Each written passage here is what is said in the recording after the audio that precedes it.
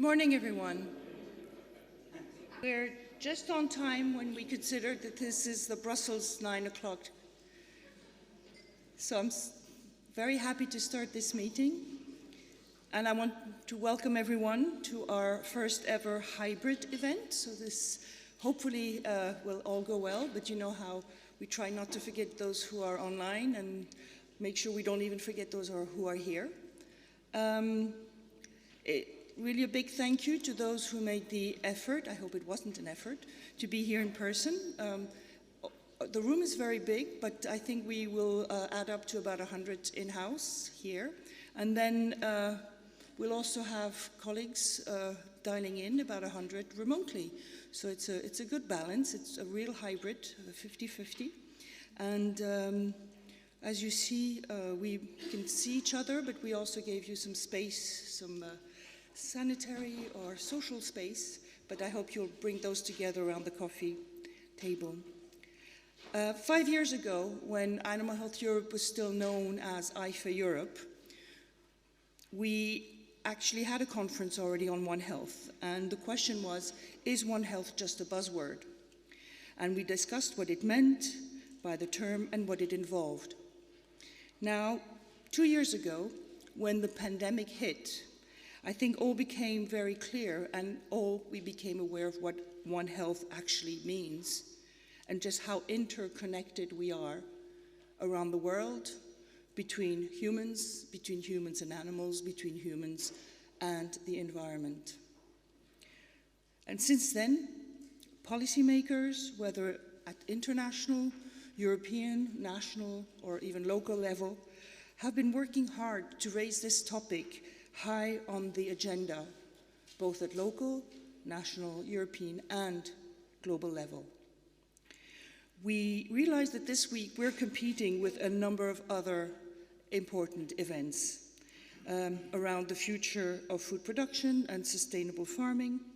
And we know that this One Health topic is also going one in hand with these topics. You don't have sustainable food production if you don't have healthy animals. If you don't have healthy animals, they don't enter the food chain. If they don't enter the food chain, people don't eat. So we're all interlinked one way or the other. I'm not talking about the zoonotic diseases. If an animal is sick, it may transmit a disease to the human, vice versa. This is what One Health is about, but I won't go too much into the details because I won't be the one talking about One Health today. I will pass over our event to our moderator. I'm very happy to have my friend, and known him for a long time, Robert Madlin, most of you know, in the European bubble. And he was the DG of Commission's Directorate General for Santé, the SANCO, which is Health, Food and Consumer Policies. And I think many years back, you have already known the concept of One Health, but today you will try to extract what One Health means and how things have evolved over the years. So thank you, Robert. I leave the floor to you. And I'd be more than happy to listen to all of you because I'm also now part of the participants and no more as part of the speakers. Thank you for your attention.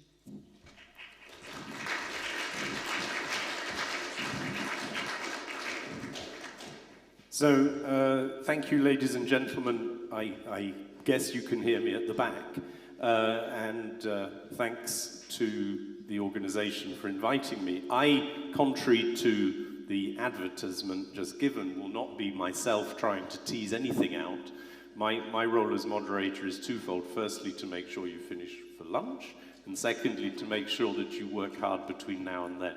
So we have a one-hour conversation between two of our leading actors on the subject. We have a panel, we have a coffee break, and we have not only those of you in the room, but an even larger cloud of witnesses who I think can see us from the internet.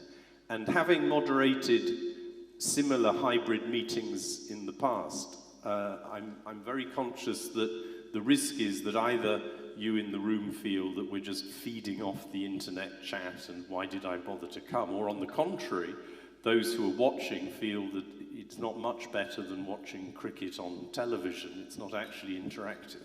In order to overcome that, I would invite all of the audience, whether real or virtual, to do two things. The first is to use the chat, if you're in the room, you can raise your hand and I will see you waving your hand, but don't hesitate to put comments and questions also in the chat. Then we have a single feed which both the online and the in-person audience is creating. And secondly, for those of you who are online, not only use the chat, which sort of comes naturally because you have a keyboard to hand, but feel free to challenge the speakers. I will try to bring in one or two people maybe from the online commentary as well. So that's the logistical setup. In terms of the substance, yes, personally I think I've been worrying about the intersection between human and animal health since the day I took the job in the Health DG in January 2004. I walked into the office. David Byrne, who was then Commissioner, landed in Bangkok, and the government of Thailand, who had been denying this in the previous week, admitted that bird flu was present in their country. So I sort of, as a historian without much understanding of the life sciences, certainly at the time, I sort of got the picture that humans and animals, the jungle and the husbandry were all linked up. And since then, I think it has been ever more evident that this is true. And the One Health paradigm says if we make joined up policy within our jurisdictions and between them, we can probably do better for the planet, for the animals, for the people. The question, therefore, for today is not, is that a paradigm that is accurate and helpful, but are we doing anything about it? And can we do more? I think Lenin famously said, you know, what is to be done? And that's the question that bedevils us all. And in a place like Brussels, it's very easy to talk about what should be done, but not always to lay out an action plan on which we can deliver. So here's an organization which is committed to One Health, which has a certain advocacy power, and you all represent organizations which themselves share this responsibility. So I hope in the course of the morning to hear not only how great you think the paradigm is, but also, firstly, what are you doing about it? And secondly, what can you as an organization with the institutions, both the EU and the global institutions, do about it? So that's the sort of question that I have in my mind, but I don't know what the answer is. And I would hope, but I'm not going to take copious notes myself, that at the end we would have the makings of a vision, an updated statement, something that will help your organization to turn to the Commission, to the Parliament, to the Council here, and more widely, and say what you think should be done differently next, because I think that's obviously the proof that you will have worked hard this morning. So that's a little bit how I would see it. We all have the same goal, but do we understand in the same way how to get there? And in order to kick off our discussion, I would like then firstly to invite to the floor two distinguished speakers on this subject, which I'm going to ask them to be in conversation with each other and perhaps with me.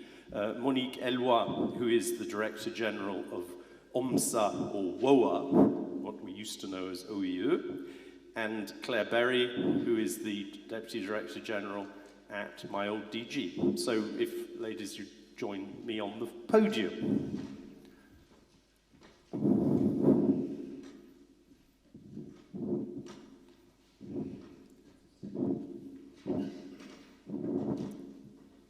I apologize for the heavy breathing.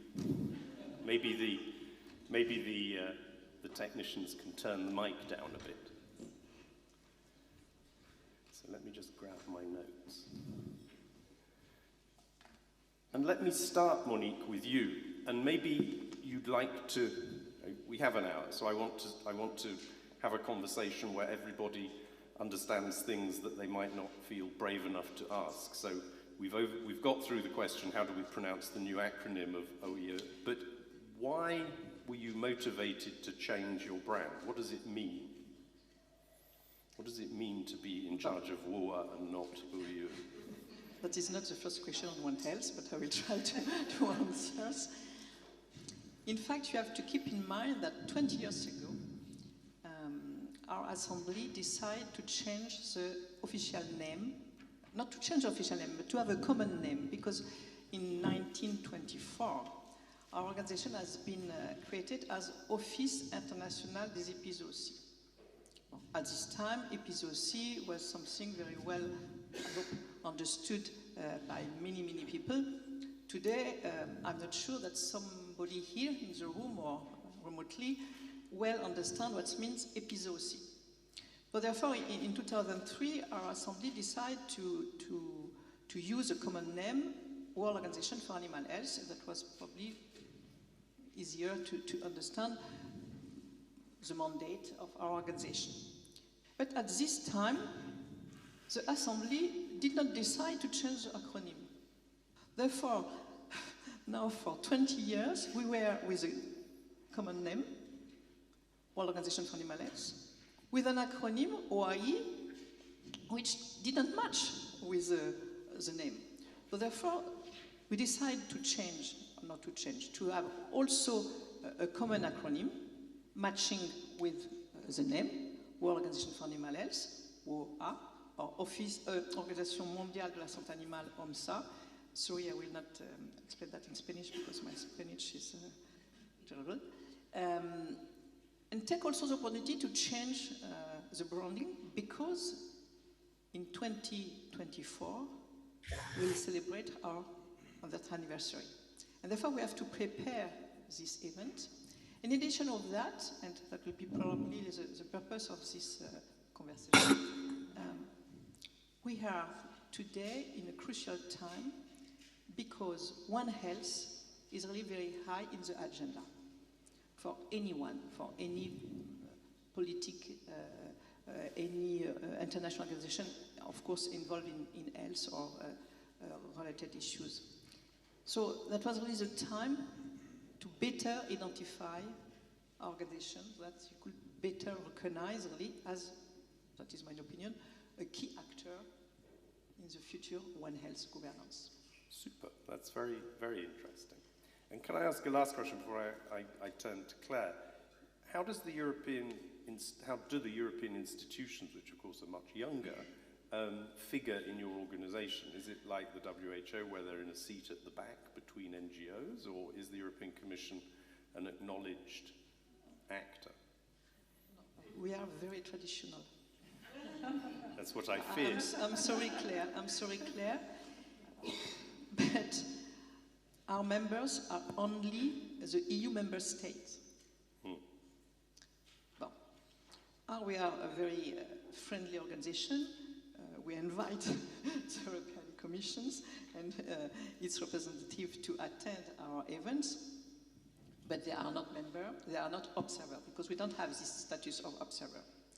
Well, therefore, we are working officially only with the EU member state, but of course we cannot ignore the coordination between the members under the supervision or leadership of the Commission. Therefore, we work, of course, also with the EU Commission. Yes, but I asked the question because as a former official, and many people in the room understand the challenge as well, the EU institutions are political organizations, and therefore, if they don't fit in a way that makes them feel comfortable, sometimes they don't cooperate strongly enough.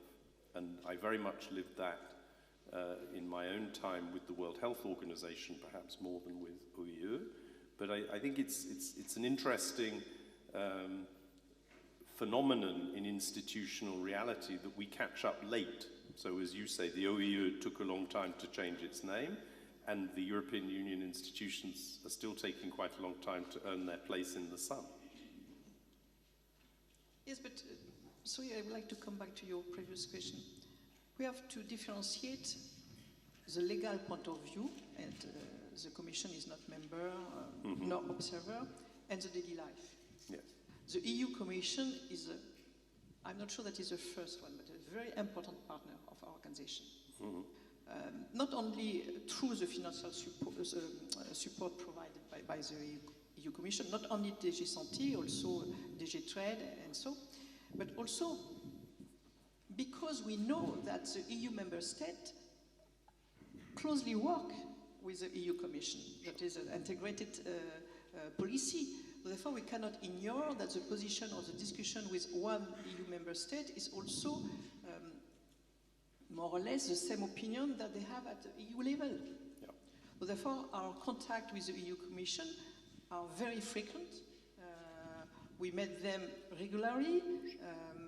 All the opinions or comments provided by the EU member state finally are forwarded to our organization through the EU Commission and so on. So that we cannot ignore that. Yes, well, I understand. And Claire, so it's 30 years since Maastricht when health became a strong part of the EU competences, and people are beginning to discuss what else can we do together. And it's, of course, less than 30 years that a health DG exists.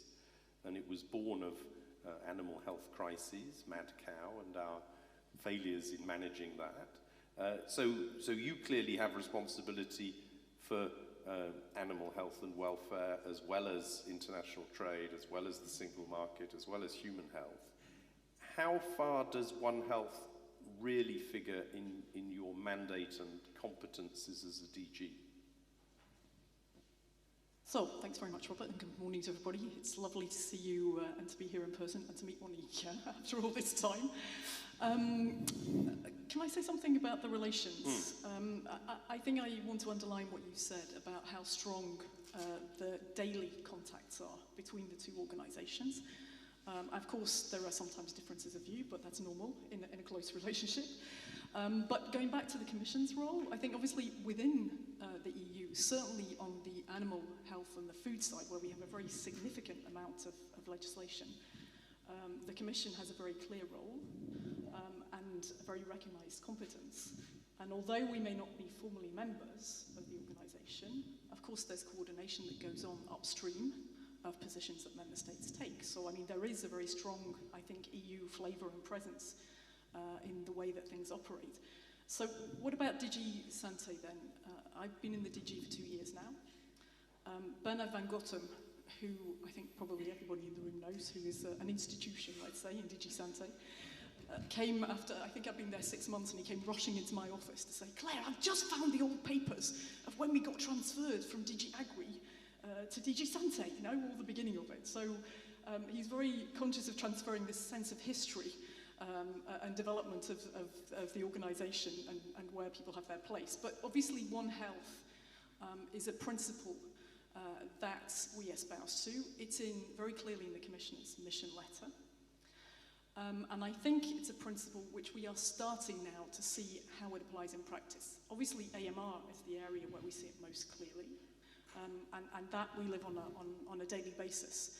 And the interesting discussions, if I can say it that way, that we've had on the implementation of the veterinary medicines regulation, which were very heated in the autumn. It was a hot autumn, Roxanne.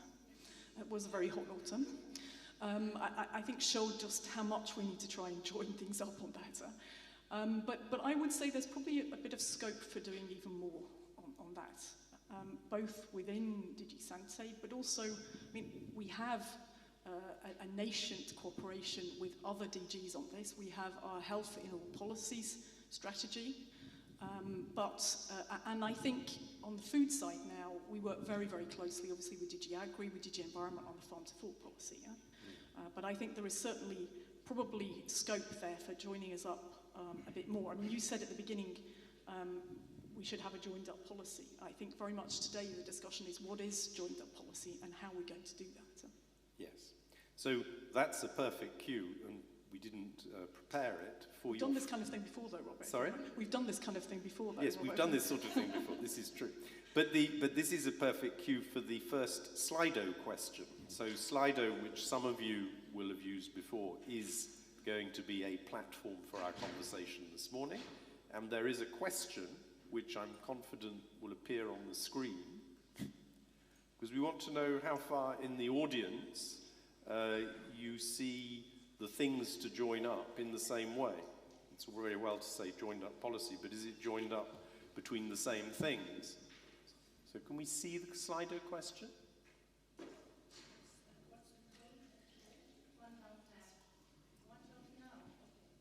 So for those of you who didn't hear the conversation in the room, there is a code. It's maybe not appearing on the screen, so I will only say this once. You need to open Slido, so search on your browser, open Slido, and you need to insert a password, which is One Health Now, without any gaps. All one word, One Health Now.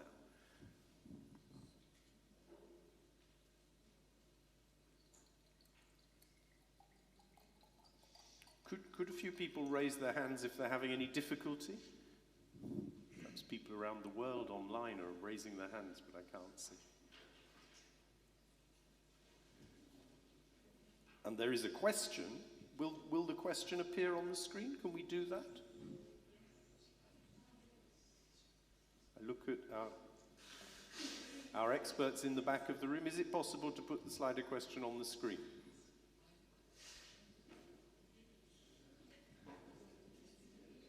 Because the question says, what does One Health primarily mean? And so far, there are 14 people logged in to answer the question, so somebody hasn't yet done their homework, and you online also not. I can see that's the wonders of digitally enabled moderation.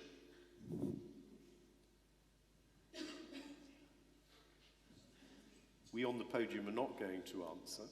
Not because we've left our smartphones over there, but because that would distort the results. 22. It's going very slowly. Maybe it's the Wi-Fi. So,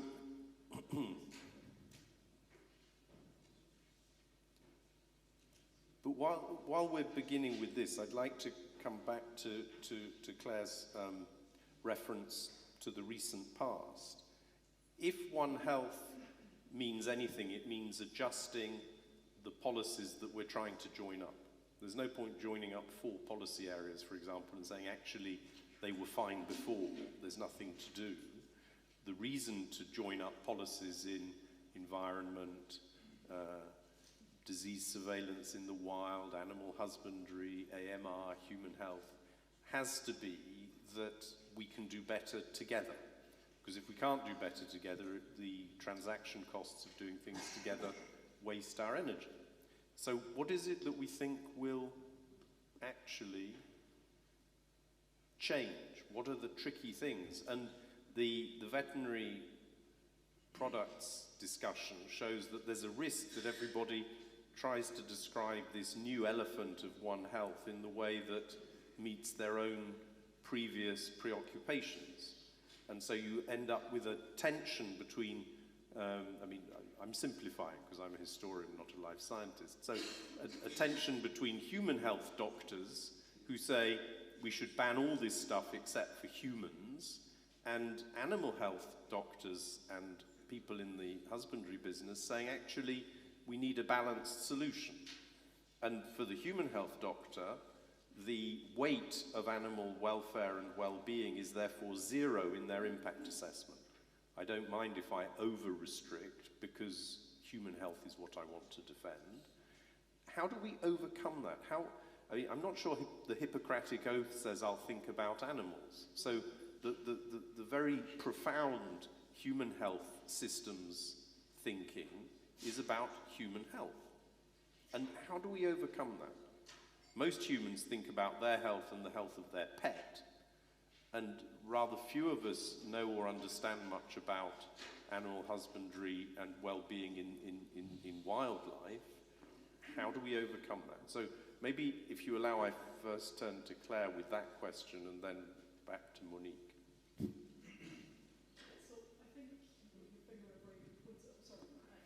I think you finger a very good point, and if we take the example of this debate around what criteria we should use for the antimicrobials that we reserve for humans, What we did there, of course, was to take what the WHO has come up with as a starting point, but then we looked at what the OMSA, if I can say it, OMSA, had said, and of course ended up with this infamous third criteria about medicines that might be essential for animal health.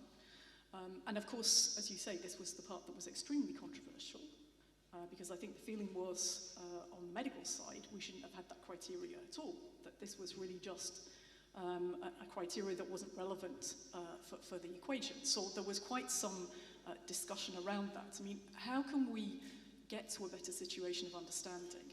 One of the things that we've done on the antimicrobial resistance side and in implementing the action plan is to set up a One Health network, an AMR network, and there we bring together doctors and vets and biologists, and there hopefully we can have an upstream discussion about what the issues are.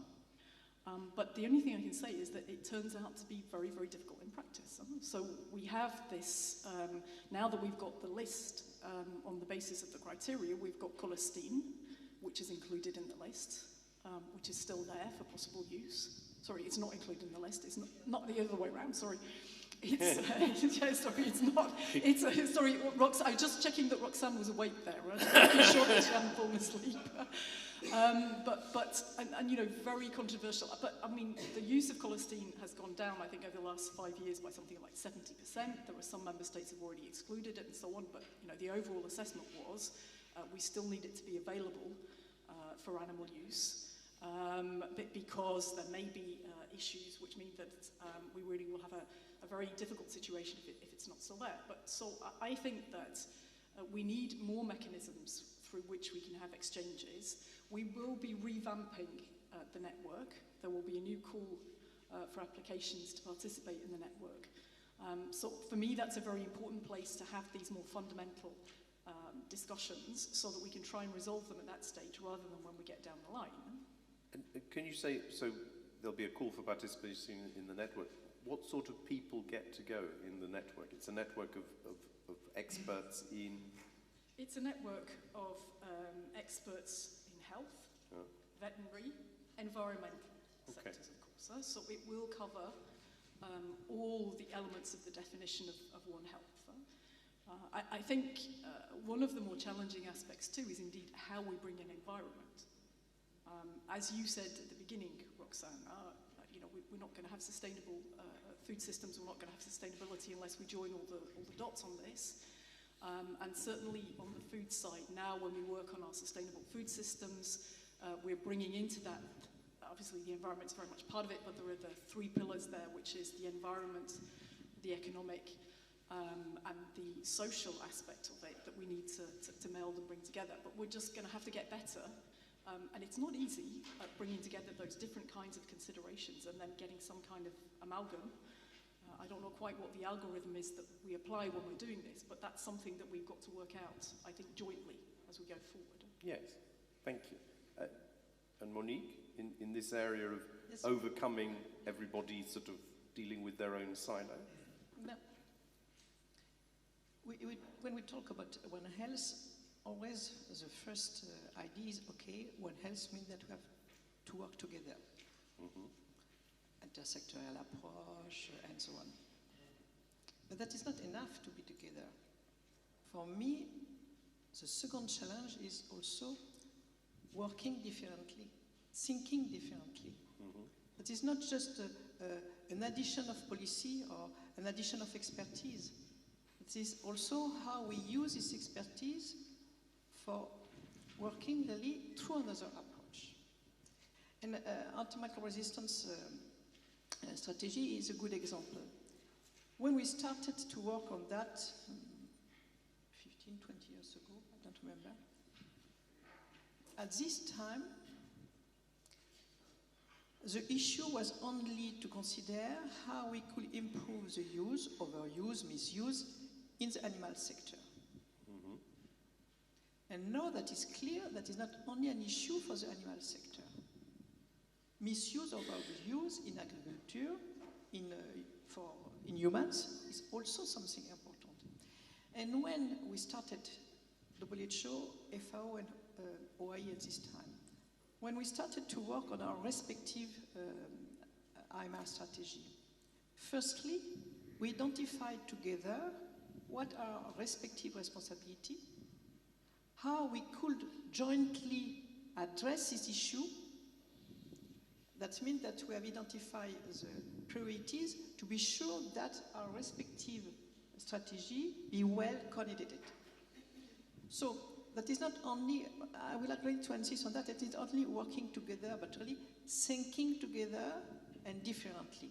That doesn't mean, and I come back to your question, that doesn't mean that how we worked previously should be forgotten. I give you an example. Rabies. We'll continue to do as previously. The most important is the mass vaccination in dogs in order to avoid human contaminations. Well, we not change the approach. We have a simple disease, we have a very efficient vaccine, and it works. Therefore, we don't need another approach. What we need here is more financial support and more political commitment, because we have already the tools. Well, so that we have to combine this approach, but really working together, thinking out of the box and differently. Yes, good. And so if we look at the Slido answer, which has disappeared, but I think you'll have seen on the screen, without huge surprise, 98% of people in this expert audience understand that One Health really means joining everything up. But as we've begun to discuss on the podium, that requires us to change our paradigms in our individual areas. And I suppose another question then, maybe to Claire, is it conceivable that you put in your expert group people who do modelling and sort of crude but easily available impact assessment tools so that we can actually challenge our starting assumptions? If I'm a human health doctor, my starting assumption is patients first. If I'm a veterinary expert, my starting assumption is people are very important, but we need to look after the cows as well. How do we find analytical methods that challenge and integrate these two perspectives? Because it seems to me that's one of the challenges. The second challenge, so maybe both of you have views, is how to join up the disciplines in a very practical way. I remember almost 20 years ago, a Finnish public health doctor saying to me, because of our very long land border and the particular characteristics of the people and organisation on the other side of the very long land border, when we have a problem, we send a vet and a human health doctor with a little bit of health security experience to understand whether the cow has died because of something that cows die of or because of something that's coming for humans. And so we have a threat agnostic approach to analysing the challenges in our environment. That's a very expensive solution, which is within the reach only of the most sophisticated member states. But how can you get people to work together? I mean, do vets do any human health stuff? Do general practitioners have any understanding of what the vets are doing somewhere around the town they work in? So those two questions. Claire first. Okay, I like very much what you said, Monique, about thinking differently and how we do that. And I think you're right, Robert, that it needs to come at the stage where we analyse what the problems are, as well as when we come with the solutions. So can we have, there's one thing that strikes me as well, moving into the health area, is also this question of impact assessment and analysis. I think we're not as well equipped as we should be to do that work, to bring the multidisciplinary approach to it, because it's also, it's about, of course, health delivering good results both on the human and the animal side, but it's also about economics and analysing the economic impacts, because that comes to what you were saying as well about politicians, and is there the political commitment? So, I mean, we saw it during the COVID crisis, no? I mean, there was no doubt there that was a political commitment. I mean, I think coming out of that, are we going to be able to get political commitment for AMR, the silent pandemic? No, it's much more difficult. But to go back to the analytical tools, I think one area which is certainly up there for the moment in terms of thinking about what to do with it is the question of surveillance and what we put into surveillance and the analytical tools around that. We will have a lot more data coming through now because of the measures that have been put in place through the veterinary medicines regulation. The member states are going to have to gather the data. So the question is going to be, once we get that data together, how are we going to crunch it? Will we get the different analytical aspects of how we crunch the data? And then what are we going to do with it? Yeah. I'm not comfortable with your question. Oh. Yeah.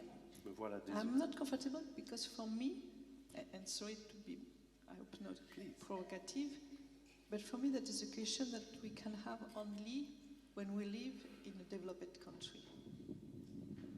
In many countries, the question is, how can I do better now, today? Not tomorrow, thanks to a lot of expertise with scientists, veterinarian, human doctor, economists, and so on. My question is, today my population is sick.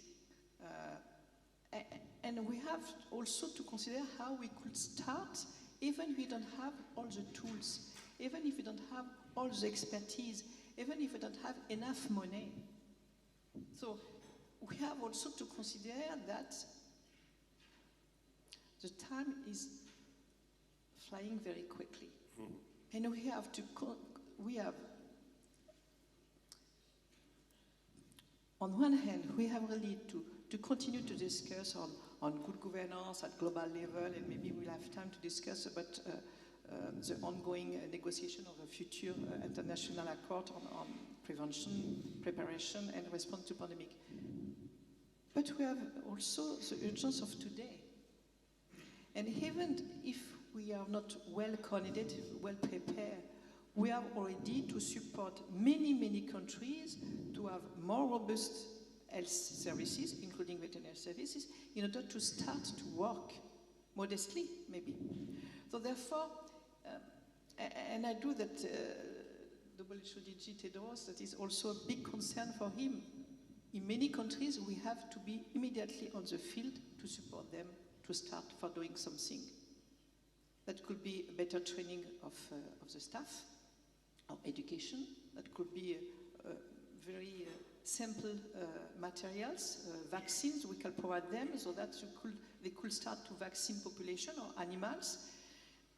And then progressively, we will improve the system. But if we wait to have all the system well designed, well prepared, we'll continue to, as today, to wait for the next pandemic. Therefore, we are really to have this double approach. We have time to discuss, as today, that is very nice. But we have also to keep in mind that in the reality, many countries today are facing a huge situation, a dramatic situation, and we have to provide them with answers now. Yes. And I think on that, I mean, firstly, that raises, Claire, the question how far it's not just Sanko, HERA, agri environment, but also, excuse me, the DG for International Partnership with their Africa process. So there's a question about who do you bring? We bring the people with the money and with a sensitivity and a capacity to help.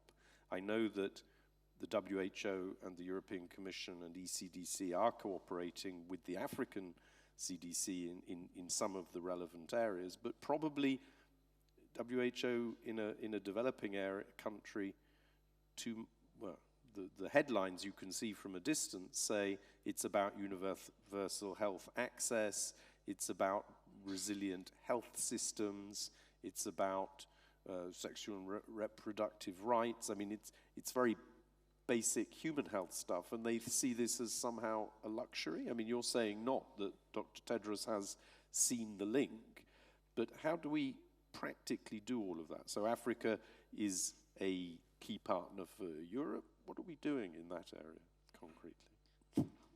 I think, Monique, the two things are not, they're not antagonistic, no. As you said yourself at the end, I think I completely sympathize with what you say about the fact that we have to be pragmatic, we have to be able to react quickly, and that's one of the reasons why we've got HERA now, no? The Health Emergency Response Authority, because it's very much a recognition that EU level we need to be able to do that as well, no? We need to be able to be on the ground, delivering vaccines, you know, we've got to be there and doing things, huh? But we should do the upstream reflection as well, especially with something as complicated as One Health. No? Because I think, you know, we're saying it's difficult to see exactly how things link up. Even between vets and doctors, there's not enough of an understanding, so we have to do that upstream thinking as well. But yes, I mean, INPA is out there. We regularly have seminars and action plans that we put in place with third countries.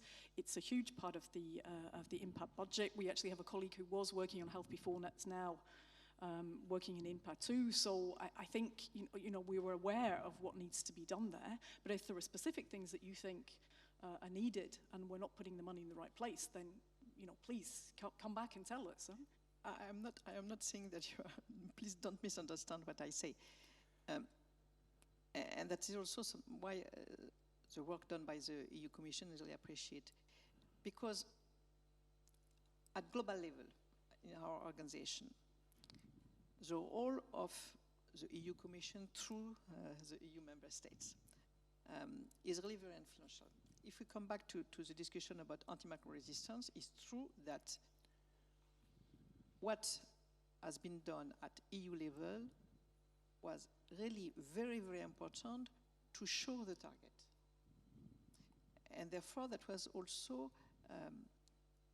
a way to advocate other countries which were less advanced in fighting against, in fighting antimicrobial resistance, to see how they could do.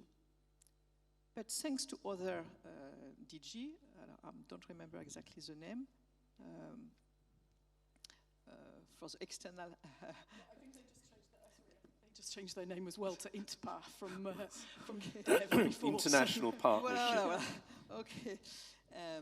You provide also a lot of support so that in developing countries, we could, the same with WHO, of course, we could start to advocate countries what means antimicrobial resistance. We start also to work with them how they could also fight against the black market or counterfeit products, because that is also an important issue for antimicrobial resistance. Therefore, we have to maintain, and the EU Commission has to maintain this double approach. First, at EU level, because you have to continuously improve also the policy and the implementation of this policy at EU level, but that is also the way like an image for other countries, what could be done and what could be the target. Well, sometimes that is a long way to reach the target, but what could be the target? And what has been done, for example, at EU level for the use of growth promoters was, from our point of view, but I'm French, so therefore perhaps I'm not objective with regard to the EU policy, but for me it was really instrumental in order to advocate also that by other countries. And we know that less and less countries today use antibiotics as growth promoter. We have less countries using such molecule and less molecule using as growth promoter in the countries where that is still a law. So therefore, this whole of of showing what should be the future is very important also at global level. Yes, but so one thought I take away from that exchange is maybe among the expertise that needs to be present in the planning both for santé and for international partnerships is something around the sort of OEU expertise in terms of what sorts of interventions, especially in regions such as Africa, can best be boosted next. I think there is a piece there where probably the Commission is well placed to make a new sort of collegiate, cooperative approach to knowledge sharing in that area. You mentioned in passing, Monique, so you mentioned growth promoters were doing the right thing. You also mentioned vaccination, and I can't resist, before we get to the sort of the institutional point that you touched on, asking, is there an evolution in the thinking of your organization on the relationship between mass vaccination and international trade? Because we see that as a very controversial matter at the moment. And it's directly related to One Health in the sense that at the moment we have voices saying the right thing to do is vaccinate the poultry, and on the other hand we have a trade policy which stands against that in some countries around the world. That is, from our point of view, the perfect example on how we could think differently. Alors, vaccination, poultry, means maybe vaccination against avian influenza. For example. Just an example. Yes, over the last decades, particularly at EU level, more or less the unique view was, okay, you have an outbreak, that is a stamping out, you destroy all, no discussion. And of course, you pay the farmers and some indirect cost. Well, that is possible when you have a lot of budget, when you are sure that the farmers could support that, and when you don't have too many outbreaks. We have to recognize that over the few past years, the situation changed a little. Particularly this year, and numerous EU member countries have faced a very tricky situation with many avian influenza outbreaks. But not only at EU level. If you discuss with Japan and other countries, they are in the similar situation. One thing. On the other hand, we discuss about sustainable development of the production system. Can we continue to destroy so many animals who are safe for the consumption,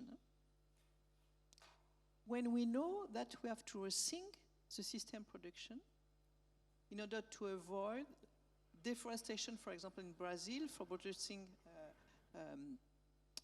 corn or soya, for feeding animals that later will destroy and not consume because we'll have one dog who is a little sick somewhere. Now we cannot continue like that.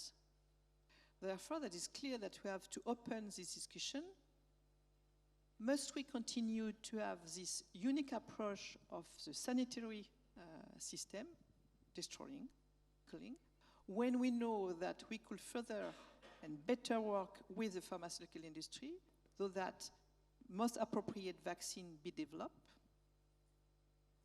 so that we could open the discussion on the trade impact. Yes. And that is really time, because we have also to consider that is a very sensitive issue for the industry. In France, for example, in my country, if we continue like that, all the production, the industry of goose and ducks will be destroyed. Yes. And we have also to consider the societal impact, because all the citizens are more and more interested in how meat or eggs and milk are produced. And they will not longer continue to accept that we destroy so many countries when we know that feeding the population is really very costly, when people have less money, and so on.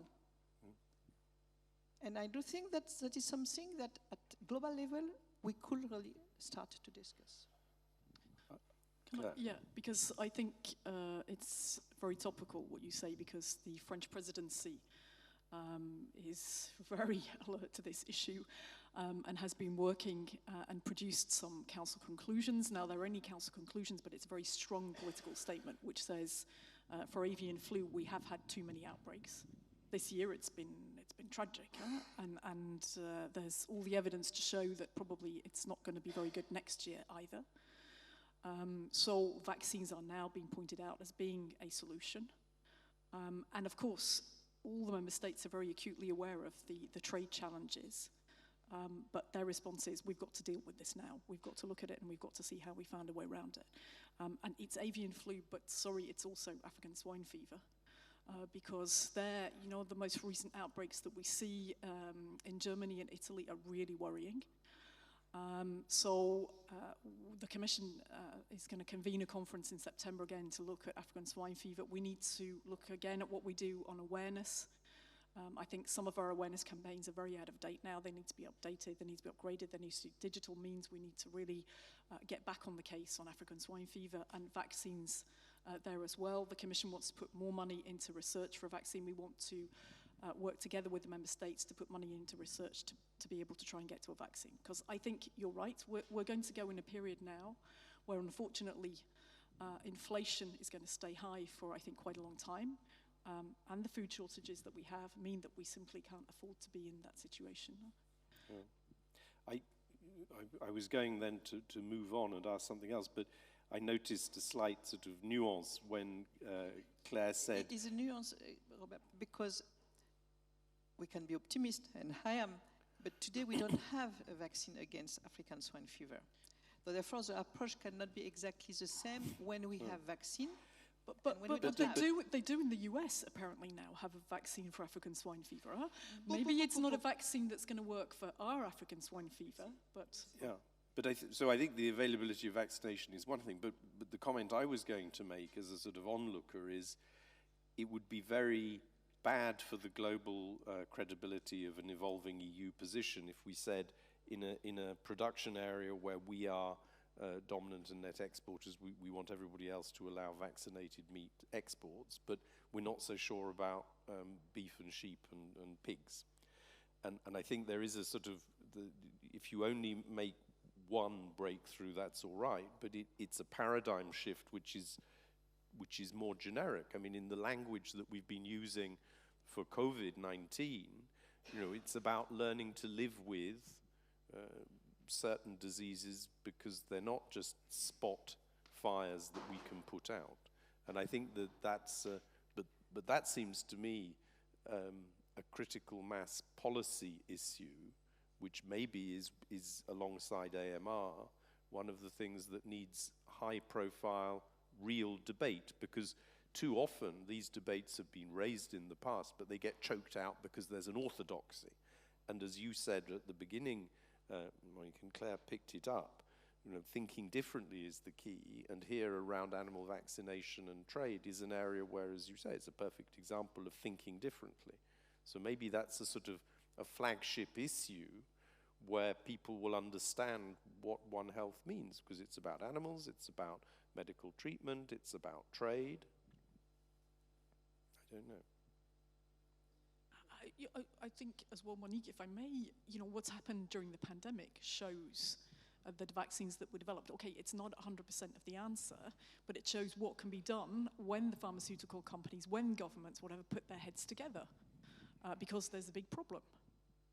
And sorry, I mean, African swine fever, there must be a commercial interest for somebody to develop a vaccine on that, given the amount of, given how far across the globe the disease has spread and how serious it is. Yes, but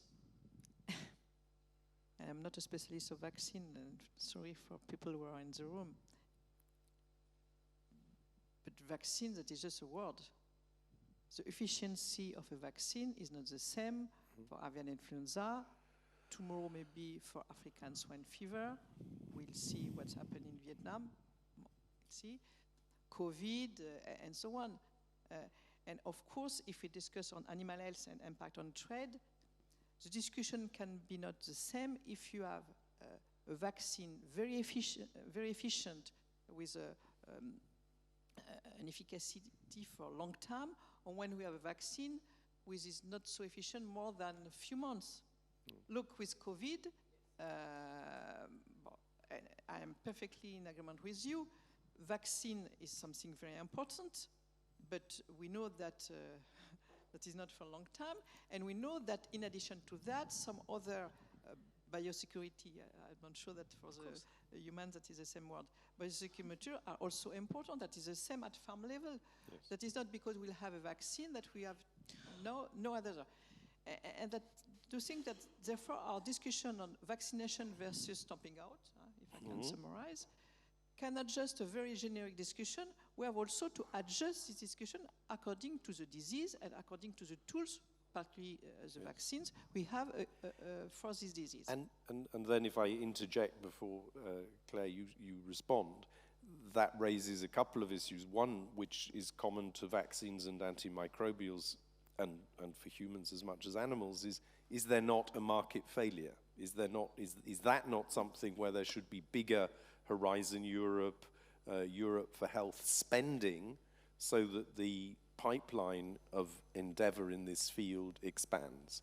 But the second element is you then need expertise in emergency assessment and certification, so the sort of EMA side of the story, to bring more quickly to market, perhaps for emergency use, the emerging solutions, the emergent health countermeasures when you have an outbreak or when you have an upsurge in outbreaks. Yeah, I think I didn't want to give the impression, Monique, that vaccines are the answer to everything. No, I mean I think it just needs to be part of the armory. No, and we need to put some effort into that, both in terms of developing and also authorizing, because I think we've seen now what can be done in certain circumstances. No, so and yes, there is potentially a market failure, and we're going to look in the new pharma legislation that will come by the end of the year in relation to antimicrobials and problems there of developing new antibiotics, but also developing alternatives. I mean, I think we have to grasp that nettle and see what we can do about it. Yeah, excellent. I now want to introduce the audience to Claire II, because Claire Carlisle, I'm looking at you to do two things. The first is we have a mic here which can wander around the room if there are people in the room who want to raise issues. But also, Claire, have you seen questions on the chat? Not yet. Okay. So, ladies and gentlemen, we're into the last 25 minutes of this discussion. So if you are online and enjoying the conversation and have a question, I would give you maybe 10 minutes to put it up there on the chat, otherwise you'll run out of time. And similarly in the room, and I see a first volunteer down there. Is there somebody walking a mic around? Yes, there is. So the lady in the black and white dress on the left. If you just say who you are and where you're from and what your question is. Yes, thank you so much. My name is Birte Steenberg, and I am the Secretary General of AVEC, the European Poultry Meat Association. So I've been listening very careful to your very, very interesting discussion. Thanks a lot. It's been really fascinating. I would like to take a word from both of the nice ladies. From Claire Bury, I would like to take the word awareness. And from Monique Hulot, I would like to take the word thinking out of the box. Because I think that we need to inform farmers and consumers and many other people in a much better way in order to fight diseases that are zoonotic and to fight antimicrobial resistance. We have an example, the Eurobarometer, which was released in 2018. It showed that only 36% of the people asked knew that we are not using growth promoters in the EU.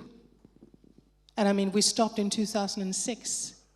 We are having a new Eurobarometer coming out in November this year. It's going to be very interesting to see, but I think that we need to talk to people that we are not talking to normally. We are all here vets or engineers or whatsoever. We need to talk to people who know how to spread messages in a way so people believe, trust, and understand them. And I would like to hear reflections on that.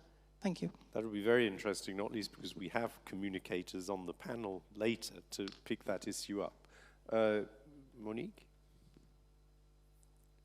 This question about awareness, information is really very important, and I don't have the magic answer. I'm very sorry. But that is so important that in the future international accord on prevention, preparedness and response to pandemic, a specific chapter will be dedicated to information and also misinformation. Because the COVID crisis was also a perfect example on misinformation on, for example, vaccine. So therefore, that is something that we are carefully consider. I don't know how we will, at the end, we'll consider that, but that is really on our agenda. Claire? So yes, you put your finger on a very good point. And it's very challenging. I keep coming back to the question of the new genomic techniques. And we all know how important that is for Europe. But we've got a huge battle there in terms of communicating on what they are and what they mean and so on. But you're right, we have to get better at it. One of the things we were discussing the other day as well was with relation to the outbreak of African swine fever in Italy. There were videos, I don't know whether you saw them, about people taking a wild boar and putting it in the back of their car. I mean, the wild boar was obviously sick because it wouldn't have allowed itself to be picked up, I don't think. Also, Bernard confirmed to me anyway. That, but then the question is, it's NGOs that are doing this and saying otherwise, you know, the animals are going to be slaughtered, so we've got to get them out of there. But then I don't think they're really aware of the consequences. It's like bioterrorism that they're doing at that point in time. So the question is, you know, we have to reach out to those people as well, to the NGOs. And then again, on African swine fever, seasonal workers, we know that they have been, you know, through carrying food, transferring and so on. But I think we have to work directly with the organizations as well. We can't always outreach ourselves. I mean, yes, we have to get better at that, but I think we need to use multipliers and we need to use third-party validation as well of messages so that we can be better at communicating and raise the awareness in the way that you're suggesting. Thank you. I'd like now then to see if there's anybody else in the room. Yes, please. Lady here.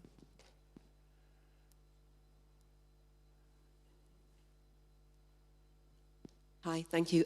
Kat Sterling from Zoetis. So a follow-up question on vaccination and when to use it. And actually, is there a way we can have more of a animal health economics discussion around when to use vaccination in the context of what you're saying about what some vaccines can do?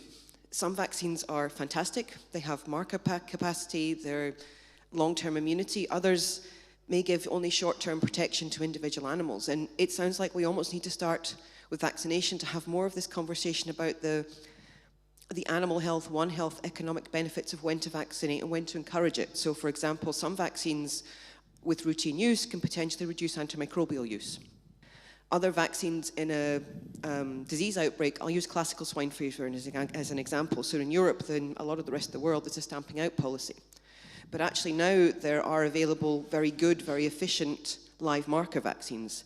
And it's how do we change that decision or that thought process actually to think around, like you're saying, maybe we should be using vaccination. What are the barriers to using vaccination? Because like you say, in many cases, you're removing a huge number of animals, which is a food chain issue, it's a economic issue, and it's a societal issue. So is there a way now that we can start to rethink that paradigm of the decision-making around vaccination linked to all the parameters that you need to take into account, whether that's societal, welfare, resistance, and actually also, like you say, Monique, the capacity of the vaccines and what they can actually do.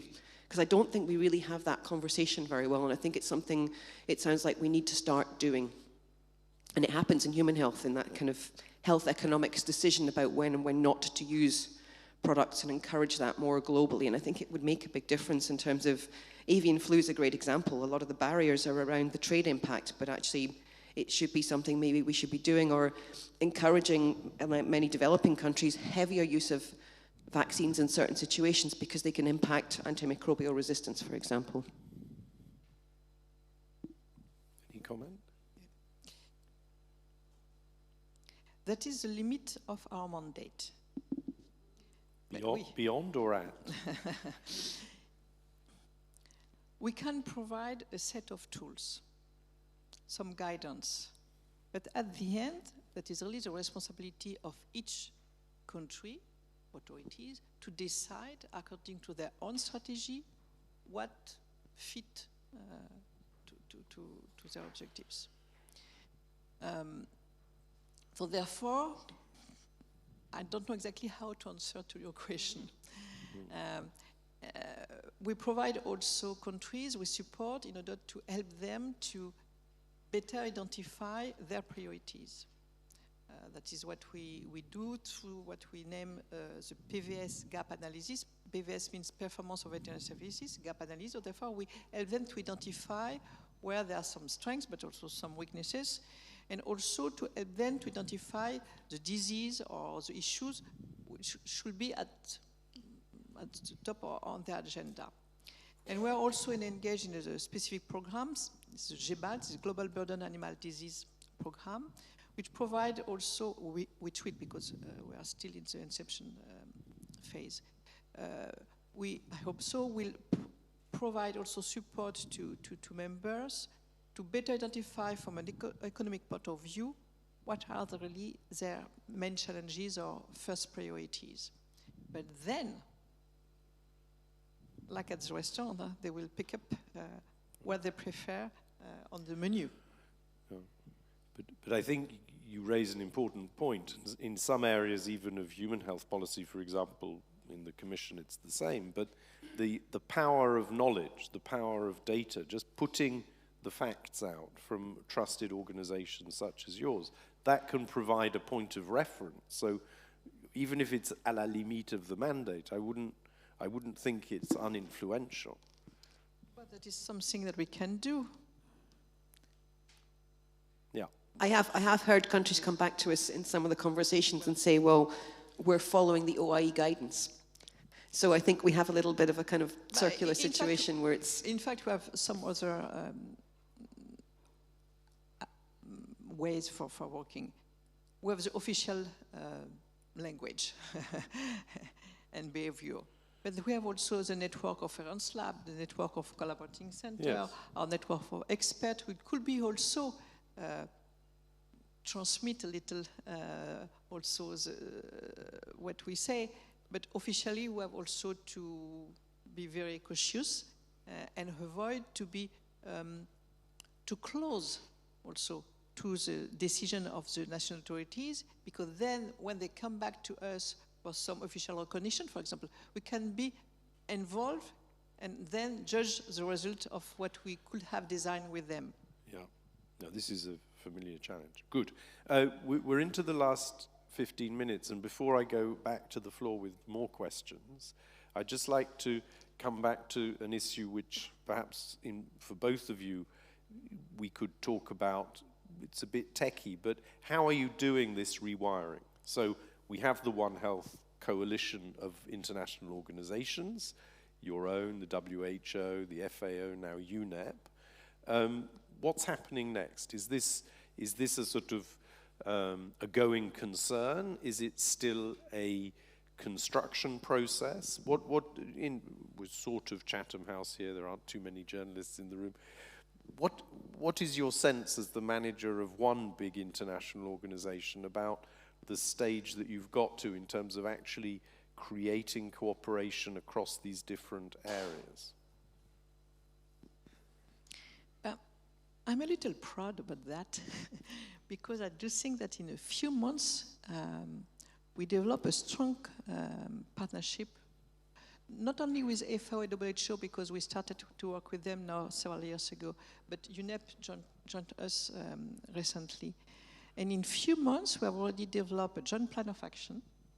We are now developing more developed implementing framework, and we are costing it.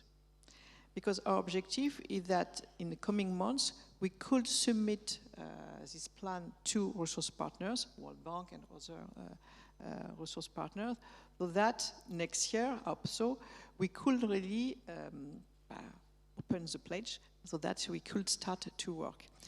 And the political momentum is also the appropriate one. Because the G20 presidency, initiated last year by the Italian, also establish a joint group between Minister of Health and Minister of Finance in order to address also this issue of how they will, or how a resource partner will finance these One Health activities or actions. And this year, therefore, we have the financial discussion. We have also the political discussion with the negotiation of this future international accord on pandemic. Therefore, I do think that the planet are well aligned, but we have really to play the game. That means that we have to be sure that all the sectors of all components of One Health be equally recognized, be equally considered, particularly in the future governance, and of course for the financial support later. Yeah. And then if we translate that emerging success to the, no doubt, emerging success among the EU institutions, what's the counterpart in terms of joining up? Because the organizations with which Monique are cooperating are not all covered by DG Health in institutional terms. So what are the next steps to ensure that at EU level as well, we are ready to support and play our part in this global process? I think the first thing is that we have a very clear commitment at EU level now to include One Health in the pandemic treaty, and that's unequivocal, and I think that's very important. Obviously, you mentioned as well the G7, the G20, and we were part of that process and trying to get exchange of best practices and so on there. On the One Health Joint Plan of Action, which I think is very important, but we're wondering a bit around, obviously you need enough consultation. It's complicated, no, in terms of the consultation. You need enough to be able to take views into account, but you don't want too much either because you don't want to lose the momentum that you were talking about, no? And I heard you before saying it's very important we deliver on the ground on things. I think we see, and we're engaging in that process, and we are commenting in the process. We see maybe some scope to refine, to simplify certain things, to focus on the main parts, and I think it needs to be ambitious, but we need to be realistic on the time frames as well. So, it's important probably to get that balance right, but you're much more aware of the details and where you think that's going to land up. Huh? But yes, we have a challenge, Robert, within the Commission in terms of making sure that everybody is joined up and contributing. The creation of HERA, as I mentioned before, has been a very positive thing now in terms of preparedness and responding to emergencies. We have to see as well how we can really get a very good synergy and dynamic with HERA and working. Obviously, when you set up a new service within the Commission, it's complicated, it takes a bit of time, and it takes time to recruit people as well. But they are now moving to having a number of staff and being able to respond, and certainly on the health countermeasures side, they're very engaged. There I see a bit more scope for work on surveillance. We have money from EU for Health that's going to go into surveillance on both the medical and the veterinary side. And hopefully when we get data from that, by then we'll have HERA up and running and also able to engage in and collaborate in the process of what to do about how to join all that up. Super. Claire, you had some questions from the internet to share? No. Okay, sorry. So I have a question here from Klaus Hellman from Cliffovet. So he's talking about the vaccine policies on diseases like AI, and he asks, I think this one is for you, Claire, when is the policy likely to be modified in order to encourage investment here by giving industry or other investors a clear vision for potential ROI? Same goes with lifting restrictions on, for example, GMO vaccines. Or is it envisaging that this is going to be changed in any way? Okay, I'll take the last point first, which is I don't think on GMO vaccines things will change in the foreseeable future. Obviously we're always open to listen and so on, but that will be a very difficult debate, I think, in practice. But on the question of changing the policy, we are coming now with an implementing measure, which should be ready in the second half of this year.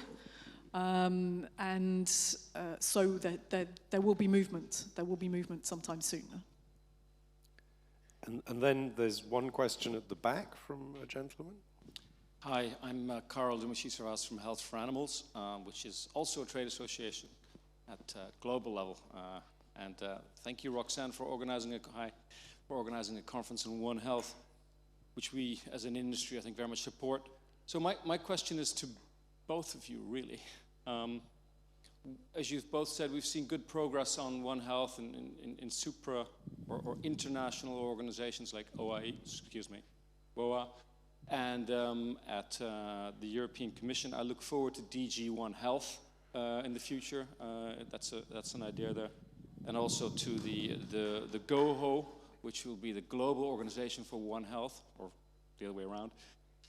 Global, regional levels, yes, One Health is being pushed, but I think the big gaping hole is at national levels. I don't know of a single country which has a One Health ministry.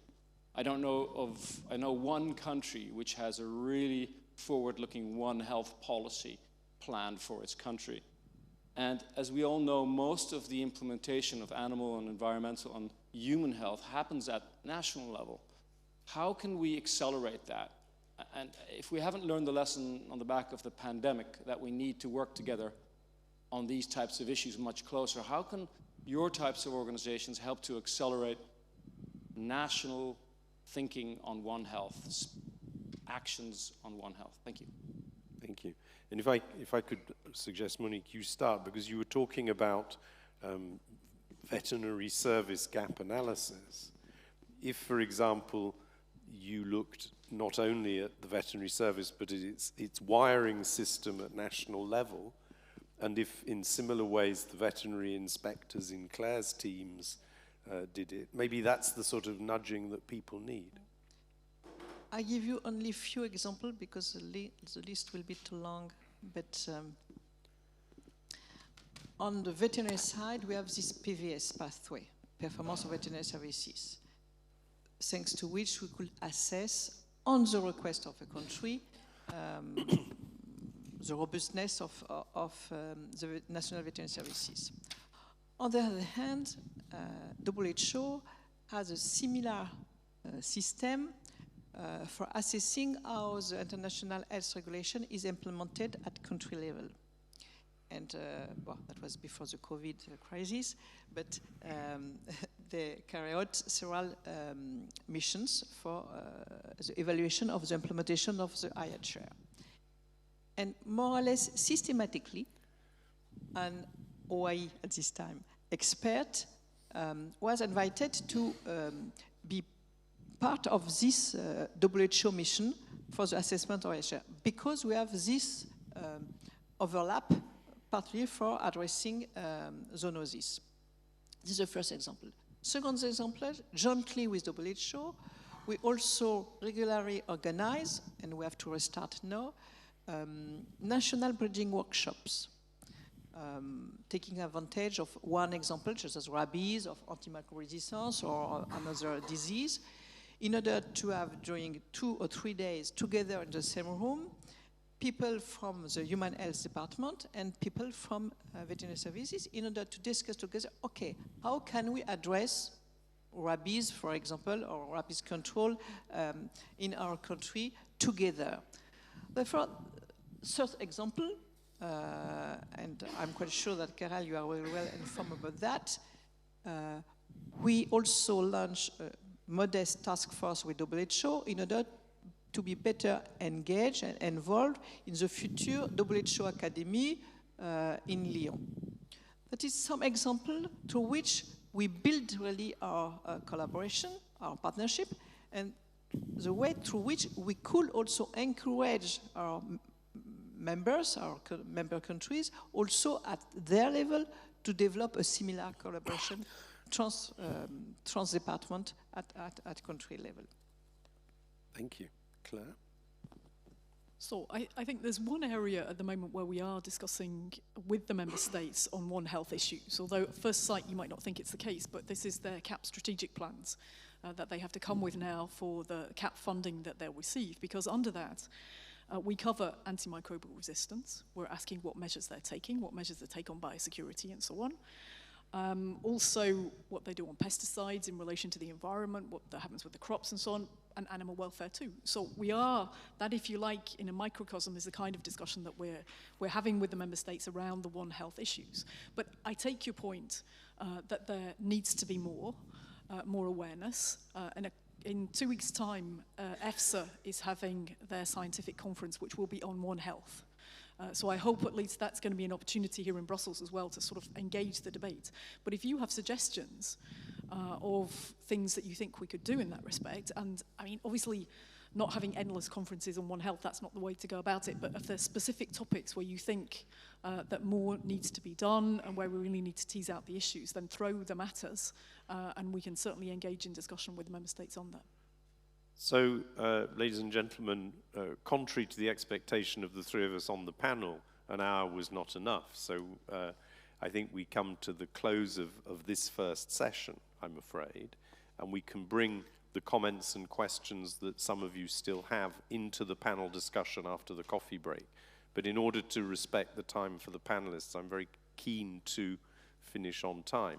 In the 60 seconds, let me just say 4 things. The first is, thinking differently depends on new knowledge. And so we've talked about animal health economics, new impact assessment, an organization like EFSA focusing on this, peer reviews of the sort that the CVO and Monique's organization do. This is very important because I personally believe, having lived in big structures most of my professional career, that changing structure never works. Changing processes, knowledge, culture, that's what works. And as Claire has commented on HERA, when you change structure, there's a huge latency in any case. Secondly, without any surprise, money. Are there market failures? Yes. Are we going to be able to fix them a bit better before the next mandate of the Commission and Parliament? Let's see. I think it's very encouraging that a funding stream like EU for Health, which even I naively thought was about only human health, is already being used to fund surveillance efforts in veterinary and animal as well as human health issues. Technical cooperation, having an approach that is tractable for countries poor and rich in many regions, and probably DG International Partnership and so on doesn't think that One Health is yet a top priority, but it needs to be. And then the other sources of funding, G20, World Bank, other partners, as Monique has underlined. The wiring. So maybe we do need One Health to be clear in the mandate of commissioners going forward. I mean, Claire reminded us that the mission letter of her commissioner includes One Health, so it's not that it's not there, but it's not yet on the brass plate. As I've already said, I think better wiring is better than putting all the pieces in a single box sometimes. But I think the work that Monique can be proud of is extremely encouraging for all of us. I think that the fact that we have a pandemic treaty which will also deal with animal as well as human health issues, we hope, that's something to push for. And a mandate that even if you're not the commissioner with One Health on the brass plate, you have to cooperate in it. This needs to get broader. And so I want to pick up something Monique said rather modestly at the beginning, which is in 2024, it's her centenary year. It's also in 2024, the next commission, the parliamentary elections. Maybe these are issues which we need already to be working to put into the manifestos of the political parties, because the political parties are beginning to write their manifestos. And if this figures in those manifestos, then it will achieve critical mass in the instructions to the new commission, the mandate of the next president. So that would be my takeaway from this first hour. We will make a point of bringing those of you who have questions from the floor into the panel discussion after the coffee break early on. So that will be a much more open, rolling conversation. We'll start at 11 o'clock promptly. So whether you are online or in the room, that gives you 29 minutes to have a coffee and do whatever else you'd like to do. But firstly, a warm round of applause for our two conversationalists.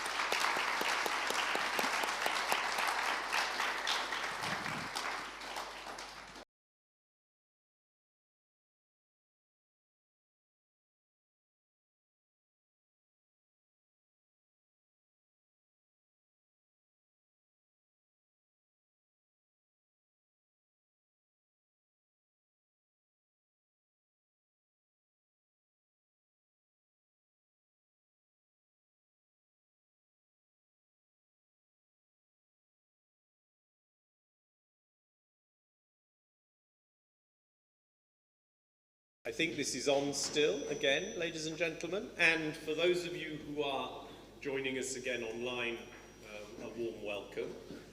We now have a panel discussion to actually dig deeper into the issues we were touching on this morning. So we want to dig deeper into the subjects we discussed this morning. How do we actually translate the principle of a new paradigm and the goal of joining up our policies into action? And for this session, which will take us through to the third sort of finale session, where we have both a personal story from Dieter Schillinger and then the concluding remarks from our new Europe President, Rob Kelly. We have a panel of 5 people, of whom those in the room can see 4, because our representative from the WHO, Ms. Nino Berzulli, is actually going to join us online.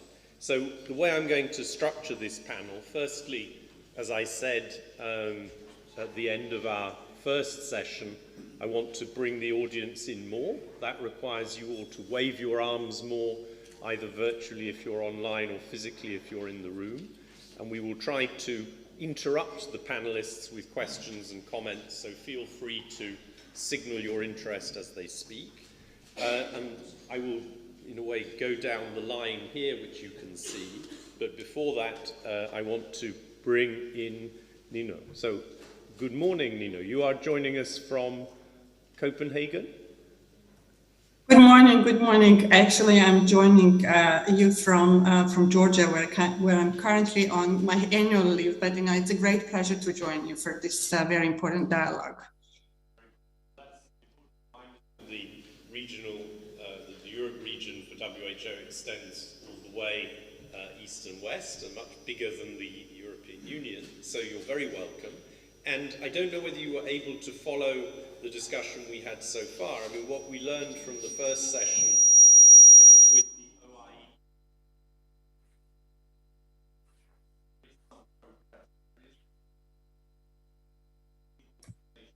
OIE WHO that One Health matters. We can see from the documents even issued this morning that the pandemic treaty is talking about One Health, particularly referring to antimicrobial resistance.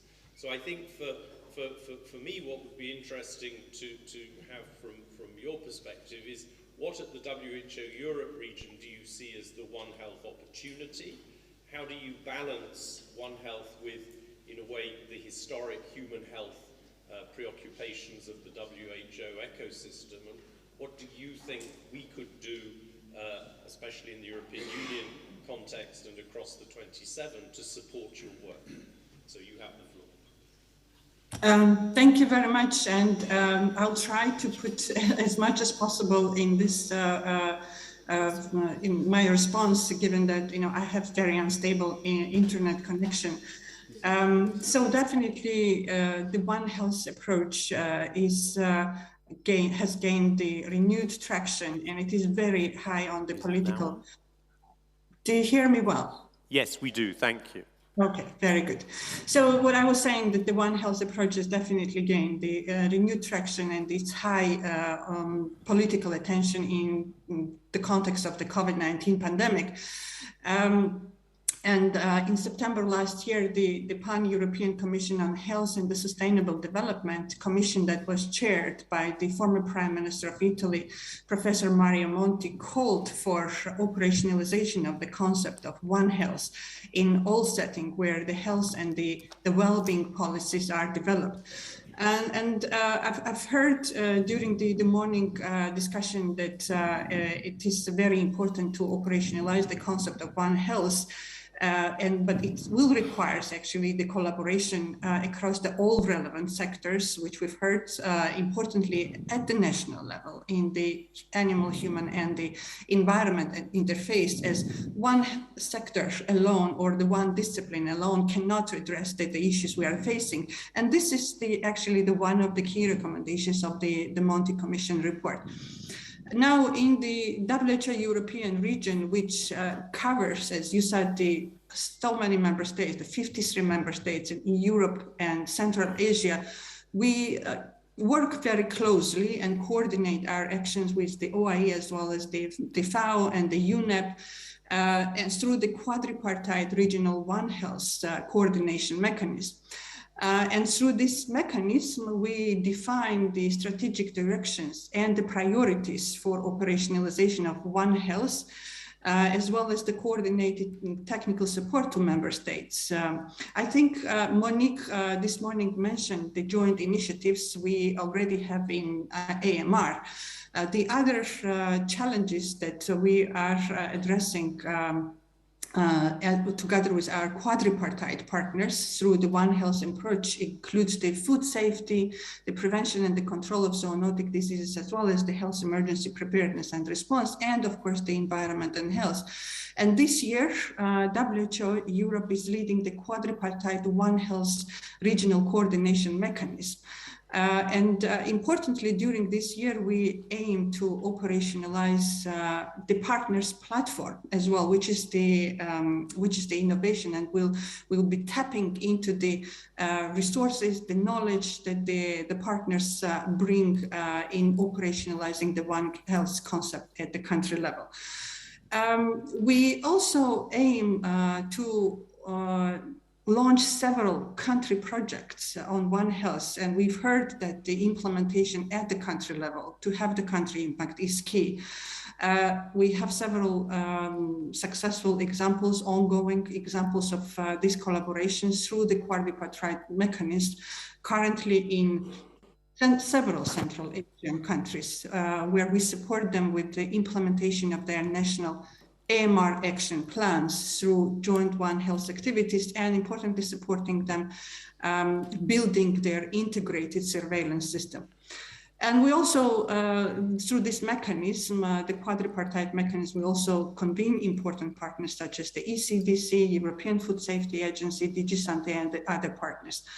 From the WHO Euro side, what needs to be done more, and we are currently working to identify and documenting the good practices on One Health, and particularly in the area of the governance of the One Health at the country level, which is, really lacking good practices, as well as developing a mechanism for constant generation of knowledge, learning, and innovation.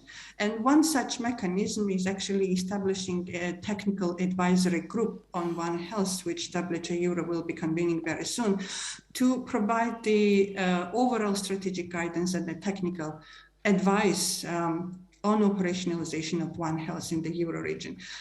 And one other area that also we aim to develop is the regional WHO Euro, which also includes, of course, the EU member states, the regional operation and plan of action on One Health by 2023. So it's going to be a really, really busy year, and we look forward to coordinate and collaborate on these very important initiatives with all relevant partners and collaborators. Thank you very much. That's a very impressive start to our discussion, because you ticked so many of the boxes around the questions and conversation that we had this morning. The technical advisory group, practice at country level, and what you touched on about the lack of really solid best practice models for governance, because again, people in the audience were saying before the coffee break, as you heard, how do we actually join up? Let me ask one specific question before I move on into the conversation. Do you believe, just on a personal basis, do you believe that we need a minister for One Health, or we need several ministers to have a mandate to do One Health with, like you're doing at international organization level, some sort of rotating chair of an established coordination mechanism? Do you have any hints? I know that you don't yet have that evidence base, but what do you see emerging? I think the technical advisory group and the documentation of the best practices, what really works, at the country level, will help us to define whether or not, we need to have the one health ministry. And of course, given the current economic constraints and the contraction of the economy, I don't know whether or not how it will be perceived by the countries to create additional, ministry. I don't have the answer on that one. But definitely through the collection of the best practices on implementations. And I think in the European region, we do have some very good practices on operationalization of the One Health concept. We can learn more, what structure we need in the countries in order to better, bring the different ministries, different disciplines together to drive the implementation. Thank you very much. Thank you very much. Let me then turn the floor to the first of our speakers in the room, Steve Hallahan for EPRUMA. So my understanding, Steve, is that EPRUMA focuses on the part of our problem set today, which is around responsible use of countermeasures in husbandry.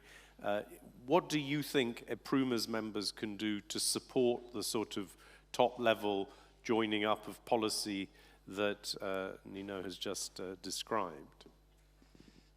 Thanks, Robert. Well, first of all, I suppose just to explain to people, the role of EPRUMA as we see ourselves is to set out guidelines for best practices for reducing not just antimicrobial use, but all animal medicine use, and to try to promote, as you mentioned, better husbandry, vaccination, and alternatives to treatment. Basically a preventative health approach. To that effect, as people may know, our members, EPRUMA aren't taking credit for this, but our members, the vets and farmers that make up EPRUMA, have reduced antimicrobial use by about 43%, I think, in about the last 10 years, which is huge, which is fantastic, and it shows what can be done. My only reservation with that is that maybe people think that you can get that sort of reduction again or repeatedly over 10-year periods. Like everything, there's a law of diminishing returns. But just to get back to your question, yeah, what our members can do is follow the best practice guidelines that we have, both in terms of reduction of use of antimicrobials in particular, antelminthics, more vaccination, better husbandry, and better respect for the environment. Last year we produced a guideline on the responsible disposal of veterinary medicines, which was a little bit challenging because, as people may know, that's a national issue. It's not something that you can put in an SPC and just coordinate across the union. So that's what we're doing. I think there's more that can be done, but considering where we came from, I think EPRUMA was set up in about 2005. There's been an awful lot that has been achieved. That sounds very good. And we heard both from Nino across the European region and from Monique before the break about the need to conceive One Health also in a One World basis. Does EPRUMA have a sort of outreach beyond your core territories here in Europe maybe? You work in Africa, your members clearly work there as well. Yeah, at the moment it is European organizations. We don't have that outreach, but again, like everything else, when it comes to, look, we've seen it with COVID and with any environmental issue, we can set what we see as best practice and hope that people will follow, but we don't have the outreach beyond Europe currently. No, okay, that's good to know. And then I'd like to move on to Aida Bakri. So Aida, you were telling me before, as we sort of introduced ourselves, that you came into this from science into communication, information, and that you are in a way dedicated to bridging between what the science is telling us and what people need to understand. We talked already again in the first session, and where we talk about best practice with Nino and the WHO, we're talking about it now. How do we make this apparently esoteric set of issues tractable to people who are not scientists like you, but historians like me? Thank you very much, Robert, and good morning to everyone. So that is a fantastic opening question for me, because I have a lot of views about communications and how clear communications are really the essence of driving change. And if you're going to communicate about something, particularly if it's scientifically driven, the starting point is you obviously need to know who your audience is, who's going to be listening to you. And in times like we've just lived through with the pandemic, basically it's international, planet complete, and of all different ages, of all different backgrounds. Your audience is so diverse, it's very, very difficult to come up with a communications plan that works for everyone. So indeed, this is one of the topics, and I think one of the big challenges to the One Health discussion is how to present these different angles, because it's such a multifaceted debate where lots of people disagree. So coming together as one health in all the 4 different areas is very, very challenging. I think that there has to be a level of understanding also between all the different representatives within this One Health discussion, to ensure that we will have to try harder to give it a balanced approach as well, to make sure that all 4 segments are really well covered. Yeah. And concretely, you work mainly around the European challenges, or you also work in other countries? What is your scope and perception around these issues? So we try to set Europe in a global context, and in many ways the EU does lead in terms of policy and standards development internationally. So it makes sense for us to focus on the EU, but try to also explain to global industries, to global actors, even third-party governments sometimes, to explain what is the EU actually thinking when they're making these presentations internationally at the international meetings. So it's a global scope, but with a particular focus on Europe.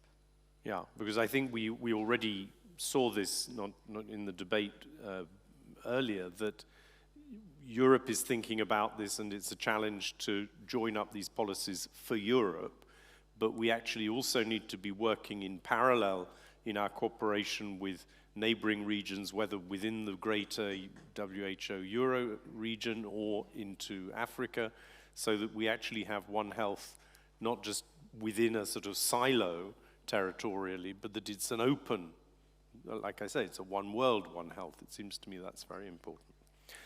Ludo, if I come to you, again, my respect, you're a scientist in this field, but your work today is joining up the work of many different scientists and organizations in support of One Health. Do you want to describe a bit first what that is involving and what the main challenges are?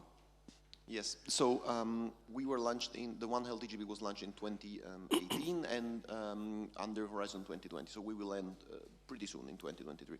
We are a collaboration, a consortium between 43 institutions in Europe in the field of animal health, human health, and food safety.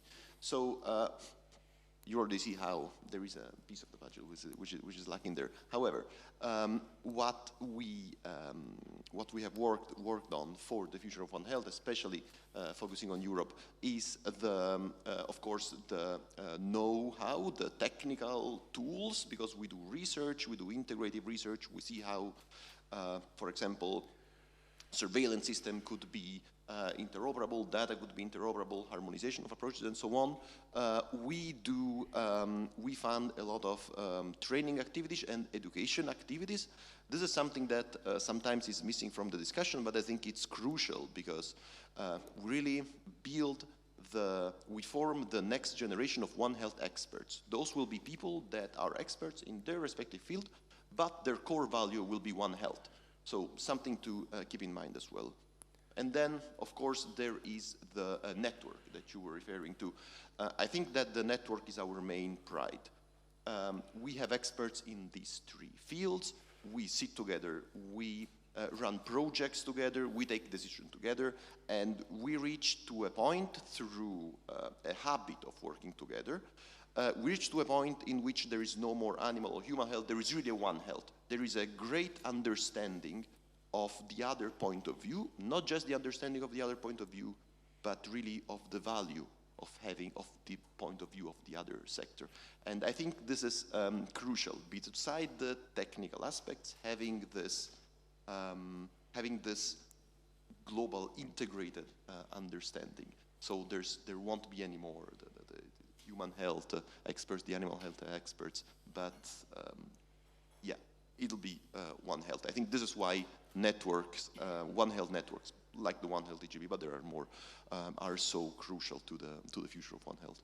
Yes, and that raises so many questions in my mind, and I keep looking at the audience, their mind is turning, but the hands are still low. That's okay. So let me ask my question.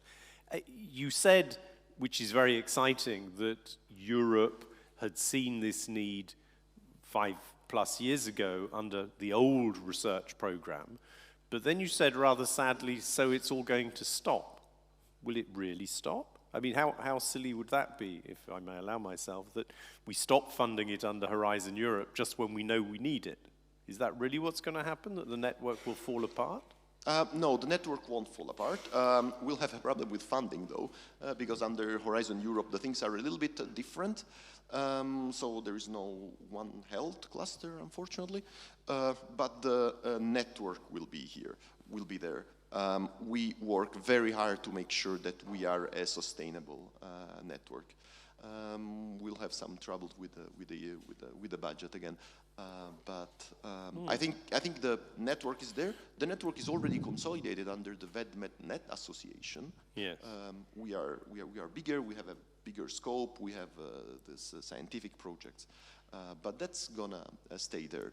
And this networks, this connection are also very important. But of course, they have to be coupled by more structural means, legal basis, yes. By financial means. For example, when it comes to One Health surveillance, we heard it before, something which is crucial, we need to be able to have legal means to share the signals across the sector. So what we do in the network is fine, we understand each other, we work with each other, but we need we need to be able to yes. practically do this, to operationalize this. Yeah.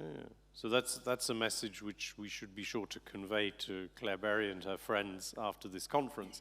I wanted then to pick up a question. I mean, as you say, the network is consolidating in a quite modest way. You say we're self-sustaining, we're building for a future without constant EU money. How far have you gone, just as a real-world test? I mean, Nino is saying WHO Europe is setting up a technical advisory group and so on. So that will be an open call for people in the region with expertise. Does your network pick up that signal and share it? Because if you're a new network on the block and you're not sitting in the health ministry of any one country, maybe a signal like the invitation from Nino's team doesn't reach your network? I mean, well, or has it reached your network? Thank you very much for this question. We haven't talked before, but it's wonderful that you're asking this, because actually we were invited to join the partner platform of the One Health regional coordination mechanism, for example. That's because we do have connection with our, let's say, at the national level, with the ministries. There's a long story with the ministries. I'm not sure if I have enough time. But probably not. But we have a wonderful connection with, not a wonderful connection, let me tell you, a formal connection with the ministry at the national level. Yes. If we go to the European level, we have our key EU stakeholders, ECDC and EFSA. Mm-hmm. We have discussed with them from the very beginning. They helped us shaping our calls for the scientific project, meaning that what we do, it's important, tackles practical issues, which are important at the national level, but also at the larger European levels. And if we go beyond that, in the same committee where ECDC and EFSA are sitting, we also have representative point of contacts of the tripartite, the FAO, the WOAH, still struggling with the WHO Regional Office for Europe, and we do receive this invitation to join the partner platform of the coordination mechanism, for example, to really put our tools, our One Health solution, to the use of the countries, even outside of Europe. You can find our solution in the operational toolkit of the tripartite zoonoses guide, for example. We work with them also in other aspects. So these are all collaboration that then, there's a follow-up. We start collaborating with them. We have received also an invitation to join the WHO Global Outbreak Alert and Response Network. Now, this is a network that deals with outbreak response, so it's public health. But they do understand the importance of One Health, and they are happy to have on board a network of One Health institution. And we are more than happy when we can give at their disposal our network. So you see, there are these organizations at the European level, at the international level, which are interested in our know-how, in our solution, in our tools, but also in the network itself, in the fact that we are a really, not optimal maybe, but a really One Health network. And if I may just add one thing, I don't want to take too much time. When it comes to the environment, we don't have environmental institution in our network. There are some reasons for that. But we do have in our stakeholders committee the European Environment Agency. And they are very much interested in our work, but in general in the work of One Health networks, of One Health consortia. And we can also see that the One Health initiative has so much interest right now in having the environmental side on board. So this is also something that we'll develop in the future and for which we have a strong basis. We have integrated the animal, the human health, the food safety. Now it's just a matter of bringing somebody else on board, another important discipline on board, but the tools are there and the know-how is there. Thank you. So if I ask the question, Ludo, it's because over my bureaucratic career, usually the answer to the question is no, we're not connected. So that's why I ask the question, because it's somehow often a problem. But the answer you give is actually extremely encouraging, because what it means is that there are really new pieces of wiring emerging around this space. And I would thank you for that. Now I'm going to pass the floor down the line to Andrea Bertaglio. Andrea, you bill yourself as a sort of a freelancer in better communications, a sort of a believer not only in the space of sustainability and animal health, but also how to do it right. So in some way you're an ally of AIDA. Tell me your story and what you perceive in this story so far. We're talking about how we get European institutions, organizations to do better in this joined-up policy. Do you think that there are some missing actions that we should be adding to our to-do list this morning?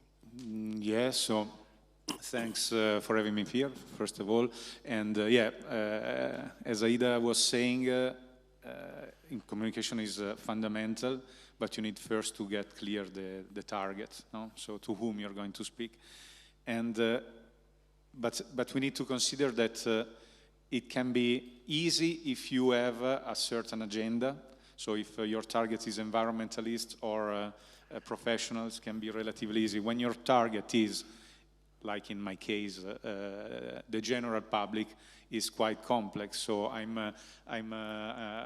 an environmental journalist, even if I see that I've been defined sustainability journalist, which is much better, because environment is just a part of the subject, and many people tend to forget that. Also in Italy, they speak mostly about environment when it's about sustainability. When it's about One Health and you're speaking to the general public, I mean, I don't know first how many people have a clue, how many people know about One Health. which is relatively simple as a concept. I mean, the health of animals, people, and the planet, and the environment, sorry, are connected, of course, but I don't know how many people know about that outside of this of the sector, and when you go, you know, on regular people on the streets. And honestly, as a journalist, I don't know how many journalists have a clue about that. I don't think I've ever, I mean, I barely seen somebody writing about One Health, not writing about agriculture or environment. So it's quite complex because then there are many realities, let's say, with their own clear agenda, spreading a lot of disinformation at one side, or misinformation, even worse. So during the COVID, for instance, with COVID-19, which highlighted the importance of the One Health concept, I had to see, it was pretty shameful to see NGOs spreading the message that the COVID was due to livestock farming, intensive livestock farming, which is exactly, as far as I understood, the opposite. So it's about wildlife. So there is here we are speaking of a small frame of a much broader social issue, which is about communication, about how people are perceiving these kind of topics, and about, I think it's the political world and the media need to start to change a bit their approach, because it's, for what I see from my position, all about short-termism. So it's not about having a vision and going towards it, but it's about getting consensus if you're a politician, allow me to say that, or if you are a journalist, to get clicks, audience. And how do you get that? Just with a title raising the attention. And in a historical period in which social media are so present in our lives, too present, people are really getting terribly superficial. I see, but I've seen that before social media. So I'm writing about environment. I started this job around 18 years ago, so before Facebook and so on. And I could see already at the beginning, when I switched on the online journalism, that people were commenting only the title, which on top I was even not choosing mostly, and it's something pretty serious. And then the journalist, I was saying, at one side, the ones with the privilege to have a job in a newspaper or in a TV channel, they need to get audience, they need to get clicks, they need to sell copies. So, as I say, they scream out loud, sometimes something not really correct, let's say, with euphemism. And then there is another problem, I say as a journalist, and not only about dealing with One Health, but in general. In Italy, at least, but I think also in other European countries, in the US, there are loads of freelancers paid a few euros who don't have not only the competence, but even not the time to deepen the subjects, to go to check the sources, and it created a situation which is, from my point of view, pretty scary, because we see the effects of that. No, we were speaking about vaccines before, and so the perception of the public is so wrong, and everyone is in his own echo chambers that I think we are risking to have major problems. Besides the One Health is a perfect example to show the situation. Oh. But I mean, I think it's serious, and as a journalist, yes, my personal path was peculiar, I would say, because I started as a young, probably also naive kind of activist, convinced to save the world in giving news about environment and so on. But then, growing up, I realized that many things are just, I mean, there are many professional deceivers, not only in the media, but also in the environmental world. But it takes a lot to question your crystallized point of views, and and to risk to lose your public, your followers, as I've done after I started to have another approach. So it's another long story, and then they think you care that much, but it's well, we care, but maybe the more interesting question, or at least the one that comes to my mind, is rather somebody like you or somebody like Aida. You have Ludo next to you, sort of agreeable, communicative, enthusiastic. How can journalists give better voice to scientists to reach the general public? And when I say the general public, the average legislator thinks like the general public. It's just they have a very special role. The average civil servant thinks like the general public. It's just they happen to be in a position of power. So it seems to me we get this wrong if we say mass communication is special and then we have the elites. The elites are not necessarily super informed. No. But how can communication skills better bridge between exciting new research networks and the public that doesn't understand even why the network was set up?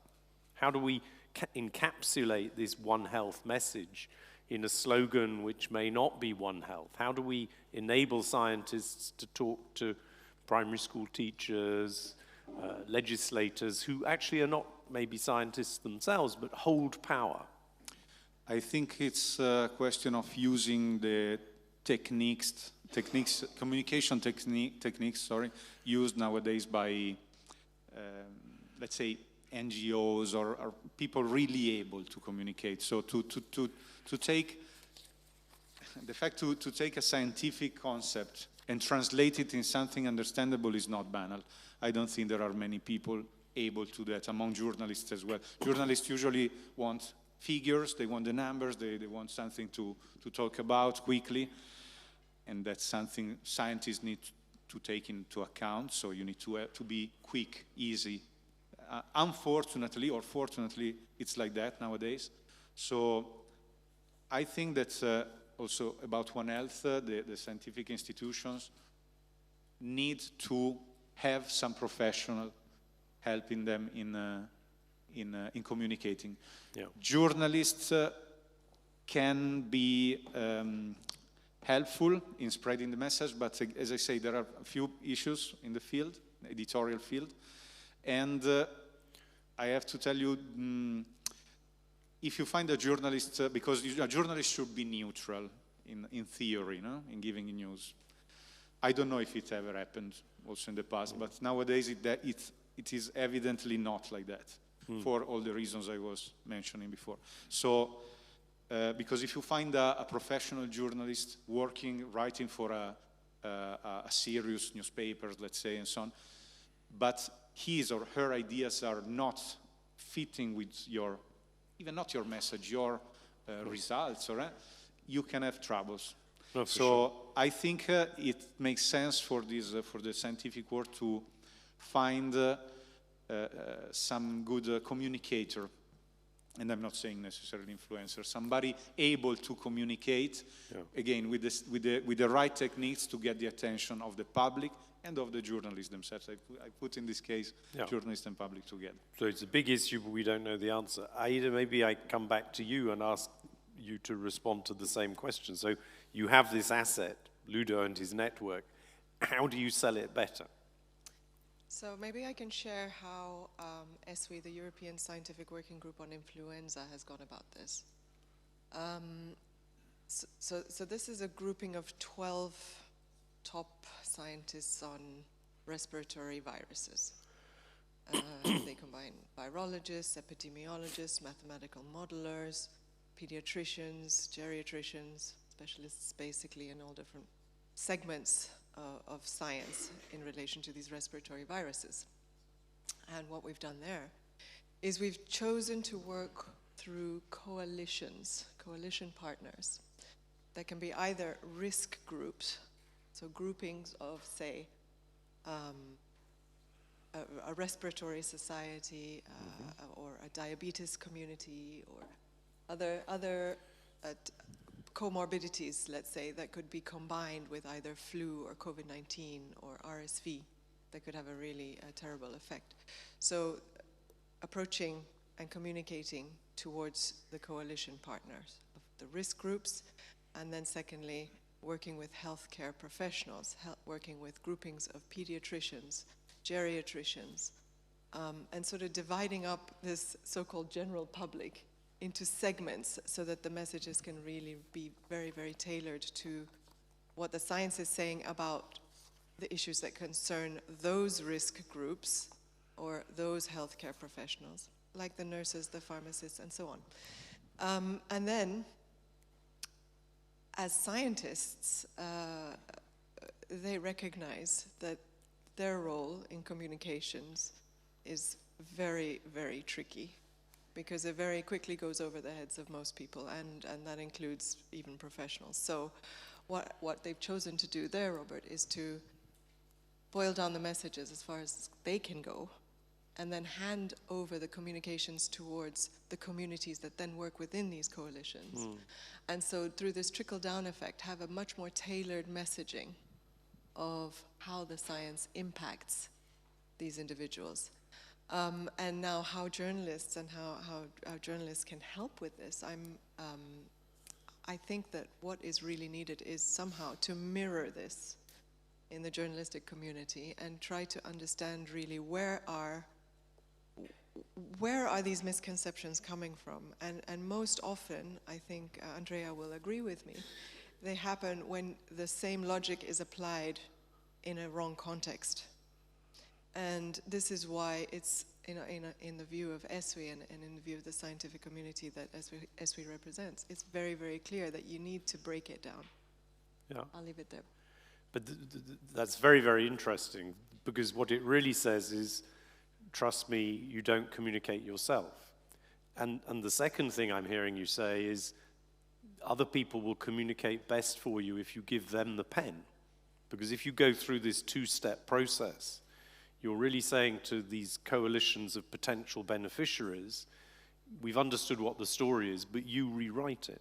And this resonates with something I was talking about only yesterday, not in the animal health, but in the human health space, where some big, effective pharmaceutical innovators, they've given up trying to communicate the story themselves. They say to the patient group, here are the facts, you write the story. And for the comms departments, and those of you who are in the corporate world will understand this, that takes courage, because it's a risk-taking exercise, and the biggest risk is it comes out perfectly, and everybody says, why do we have a comms department? But of course, what you really see is there's a downside risk that they'll miscommunicate, but we can only really reach others if others are speaking for us. But that's a very, we have to set aside our ego. Andrea talked that sometimes journalists have ego, but the rest of the human race as well. It's a very interesting insight, I think. May I? Yeah, go on. One small thing to that, Robert. It's true, you do need, obviously, trusted partnerships. And this goes for all sorts of dialogue, be it political engagement or advocacy of any kind. You need continuous dialogue. So it's no point coming when the pandemic's already hit and starting to explain how this happened. Continuous dialogue involves talking continuously and being ready and preparing. And I think that is sort of a mistake, or maybe an omission, rather, that all of us as humans make. We forget to communicate on what's going on. Yes. And therefore, it's very important, in my view, to make sure that those trusted partnerships are kept going long-term, so that when there is a crisis and when there needs to be crisis comms, that everybody's already briefed. That's a very good point. Nino, I'm not sure if you're there behind the screen. Hi. I wanted to turn this part of the conversation back because WHO Euro is a big international organization. I think it's already impressive, the story you were telling about technically advisory groups. How do you relate to this communications challenge? What are you doing about that?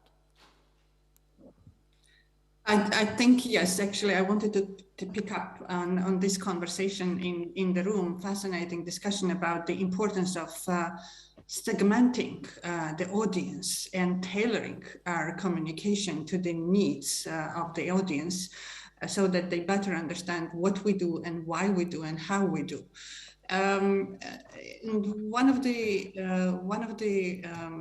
key audience also for us, we should not forget, are the youth and the future generation. And it's very important also to engage them in this process, so that they become the future advocates and the future champions and the activists of the One Health. So WHO Euro has created the youth platform to engage the youth in various areas of public health. And I think this is also opportunity to engage them in the dialogue on the One Health.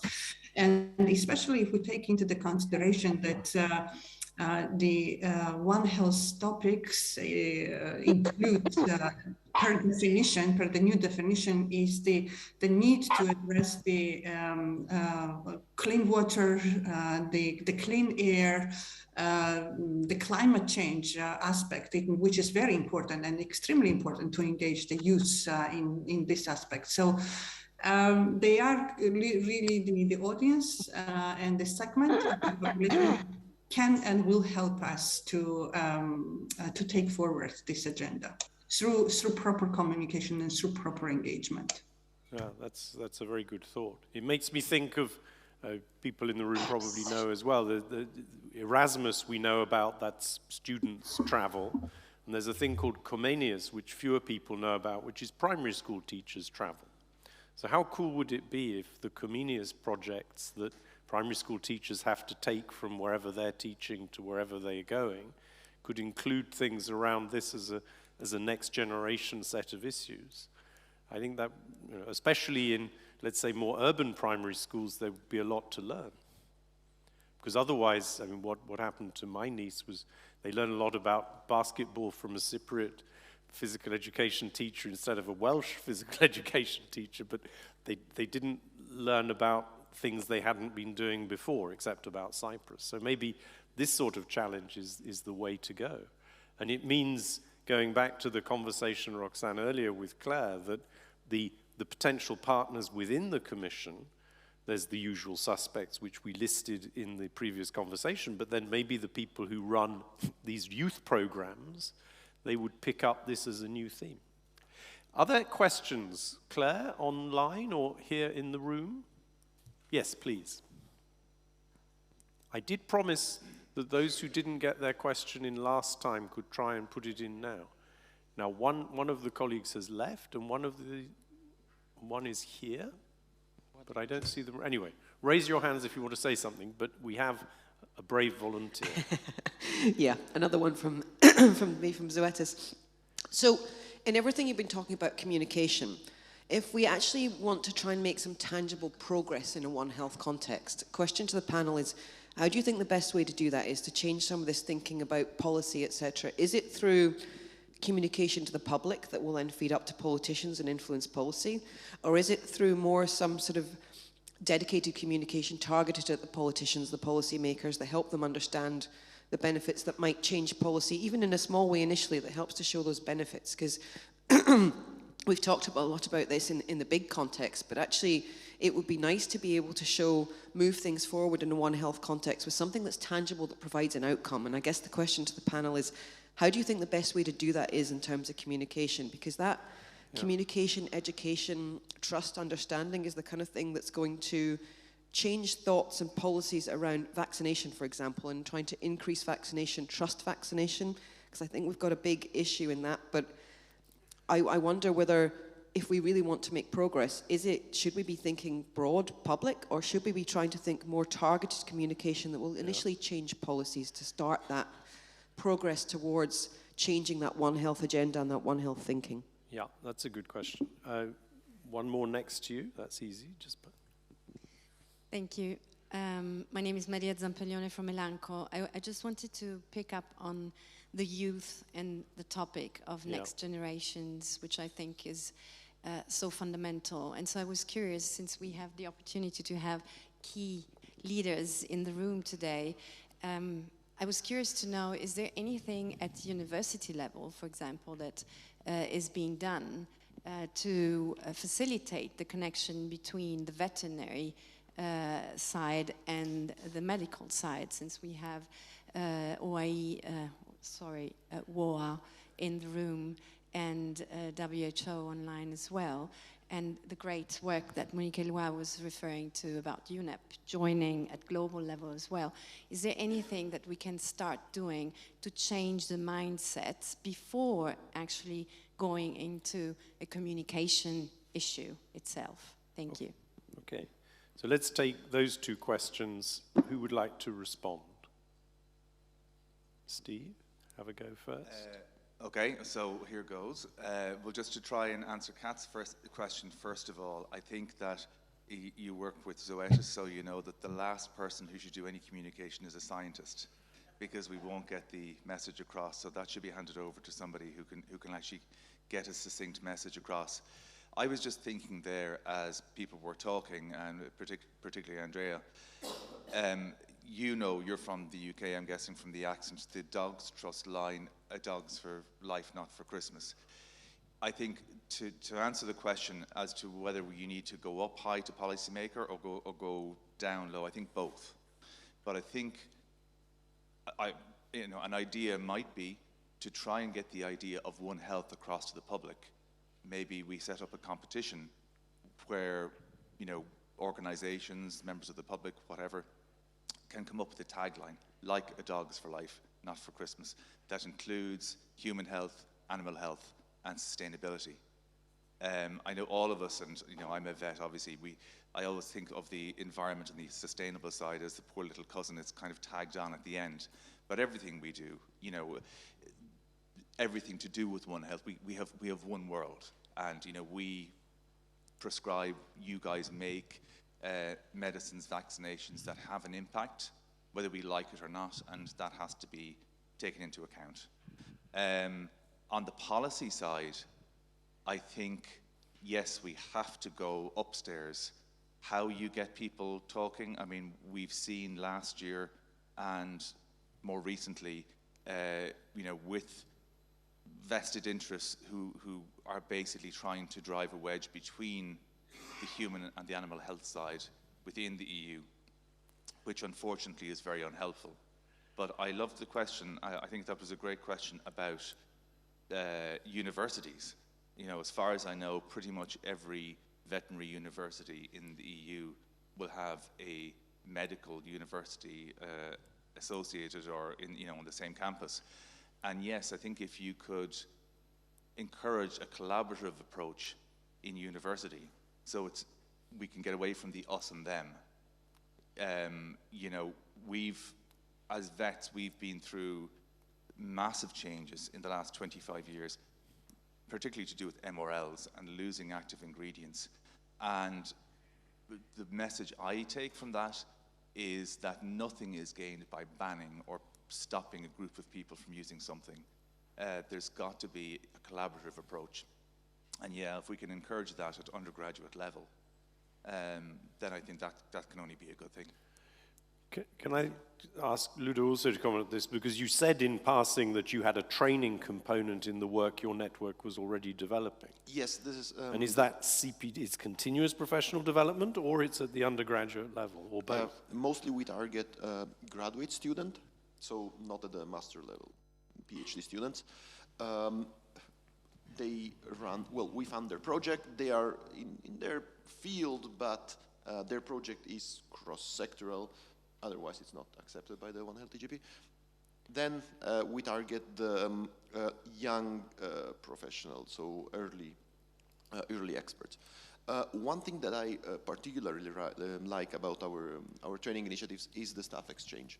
So you'll have veterinary experts, veterinary people going to a public health institution and see how they work within a project, of course, not just like this.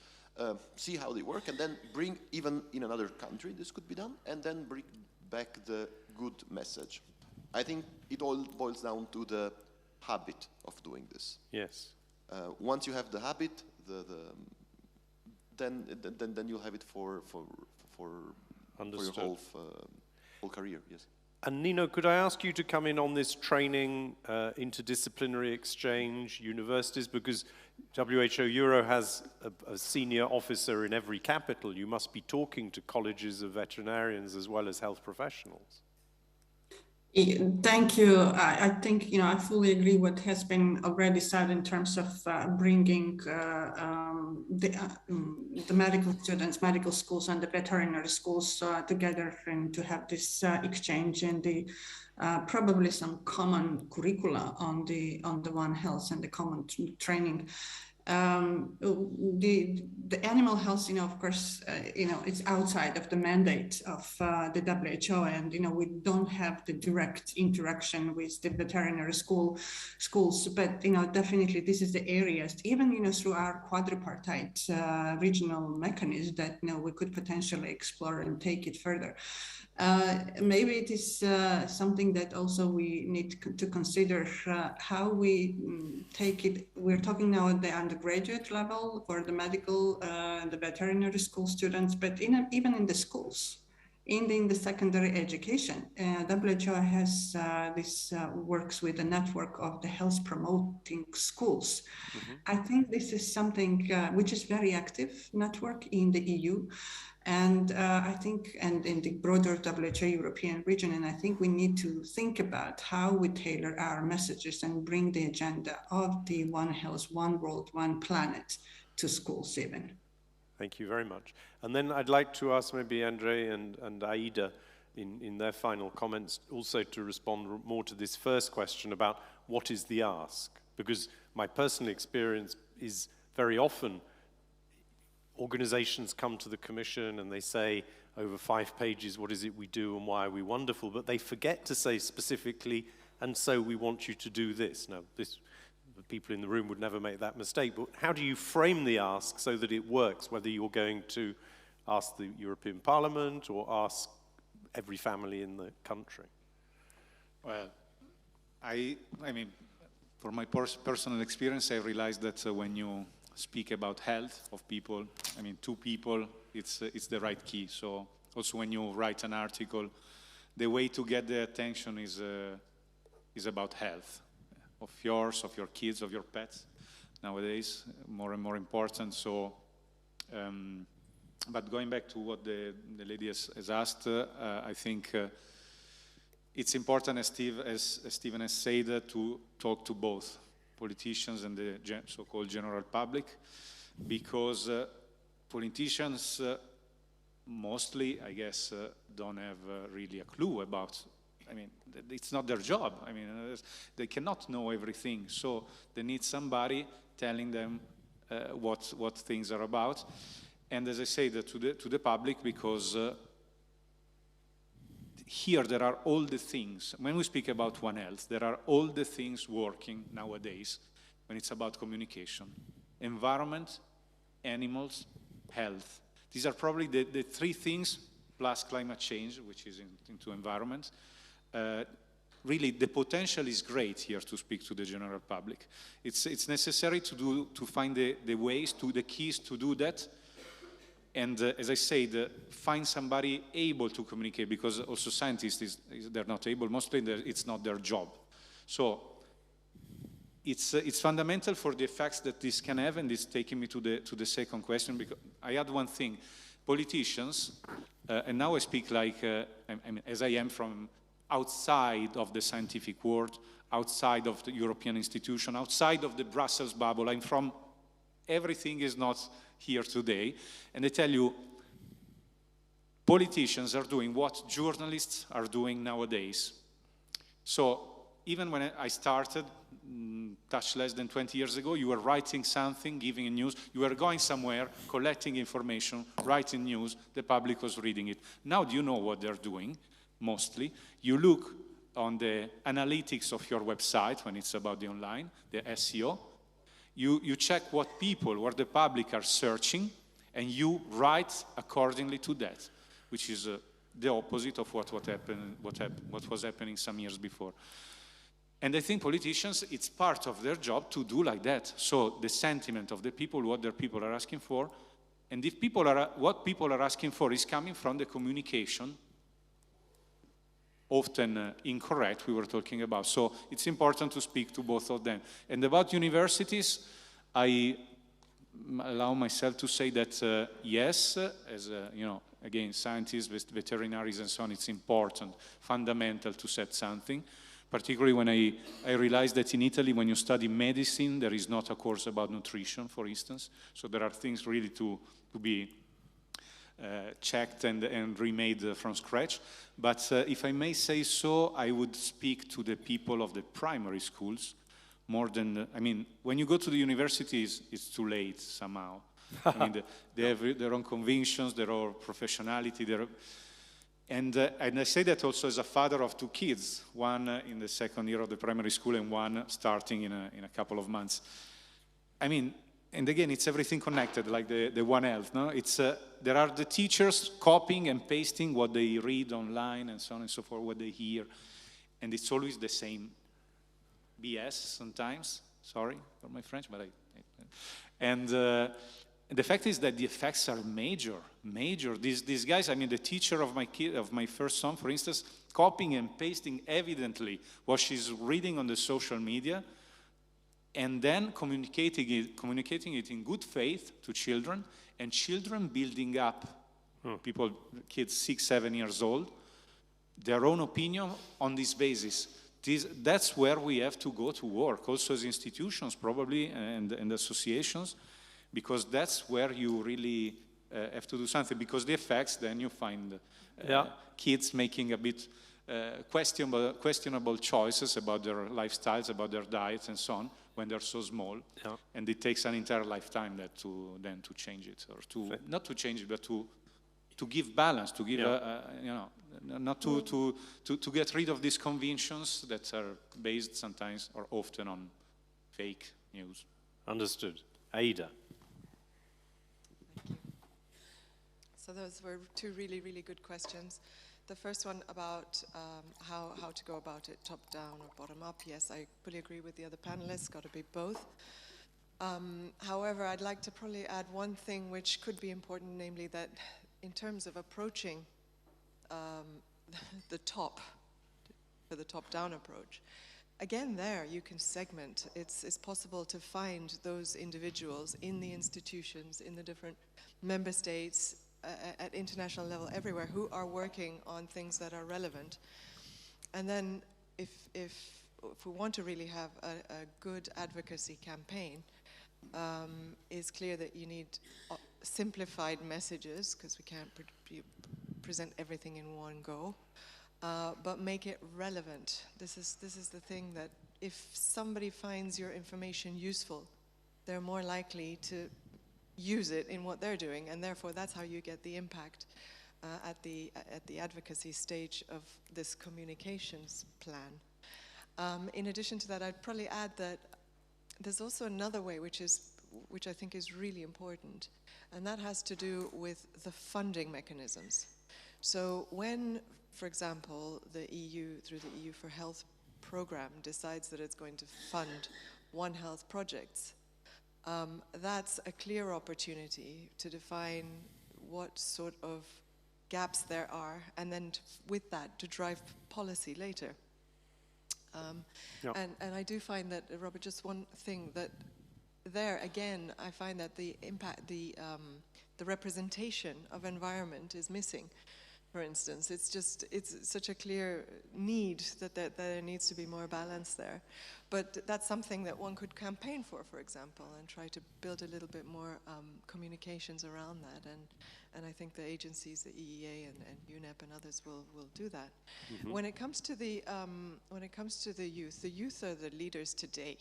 This is my thought. And I fully agree also that one could start earlier, one could do programs with primary schools in order to change the mindset, which is hugely important to this whole debate.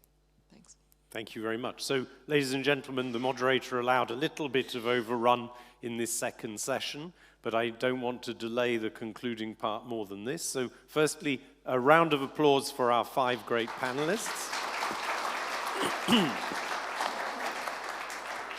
And if I can just quickly summarize what I'm hearing, I think I've added 2 things to what I learned also from the first session, but there's been a lot of reinforcement of some of the themes that emerged before coffee. The first thing I would like to emphasize is the deadline is now. I said before the coffee, 2024, we will have a new commission, a new parliament. But by this time next year, in the essence, the manifestos will be written. And you see the big parties already beginning to invite people along to help them decide what's in the manifesto. So everything we're saying about structuring our work, ensuring funding, getting the mandate right, getting the vision right, it's now. The second thing, which I think came out much more clearly here, perhaps, than in the first conversation, is the politics. And I think what Nino was saying about the Monti report, which was a WHO-commissioned report putting its finger on One Health, that's very important. But what Claire and Monique were saying, the pandemic treaty is going to refer to One Health, and the texts emerging today do.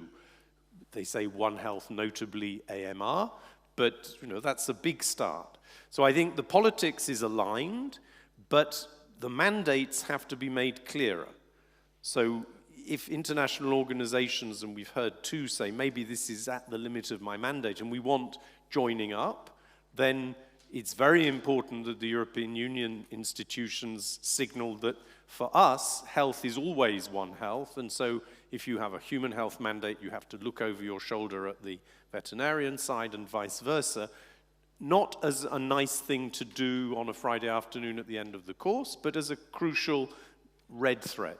So that's the politics. On the knowledge piece, it came out very strongly and it was reinforced, and I find it encouraging. So we've already had the right network in place for 5 years. I would only add, probably you need to continue to fund its growth and extension. Money, and I think the point that Aida made, let's use budget discussions not just to feed off the existing pies, but to structure what the next budget vision will be. That's very important. And then wiring, as I call it. So the mandates, it's in the mission letters in the commission now. Maybe the mandates need to be clarified. Are we joining up our subordinate institutions enough? The answer is you should always connect more. And we learned today that the DG Education people, maybe they can be helpful as well. And finally, and this was the second big thing that we focused on more now than earlier, communications. How do we effectively communicate? I really want to emphasize a couple of things from my perspective. Firstly, know what you're asking for. Say something that your audience can say yes to, otherwise they just go to sleep. And secondly, Aida's point, use other people to be your communicators and don't then give them a settled script. Let them craft the script to meet their sense of where they're going. I think these are really actionable conclusions for an ecosystem such as yours. And if I had an emerging question, it would be, if you take the Maslow pyramid, you start looking for heat and shelter and food, and then you have aspirational stuff. Most of us still think that One Health is the aspirational stuff. So if there's a reframing of the communication, I would say, let's take the Maslow pyramid and show how One Health is fundamental to this. It's not nice to have. Because the skeptics around climate, the skeptics around animal health, the skeptics around the market failures for antimicrobials, they believe that this is rich world problems, nice to have, let's deal with something else. But, which means we failed to frame it as a foundational issue for the future of mankind and for the future of the planet. So I would like to conclude my bit of this interesting conversation here, but the conversation continues, and in a way, the ideal ending is to have authoritative interveners from within your ecosystem, and we've got two. So firstly, we're going to hear from Dieter Schillinger, as I was saying, his personal story from the ILRI perspective, Europe, Africa, and then some concluding remarks from Rob Kelly as the new president. So we will all now evacuate the stage, and we'll greet first Dieter and then Rob. Thank you very much.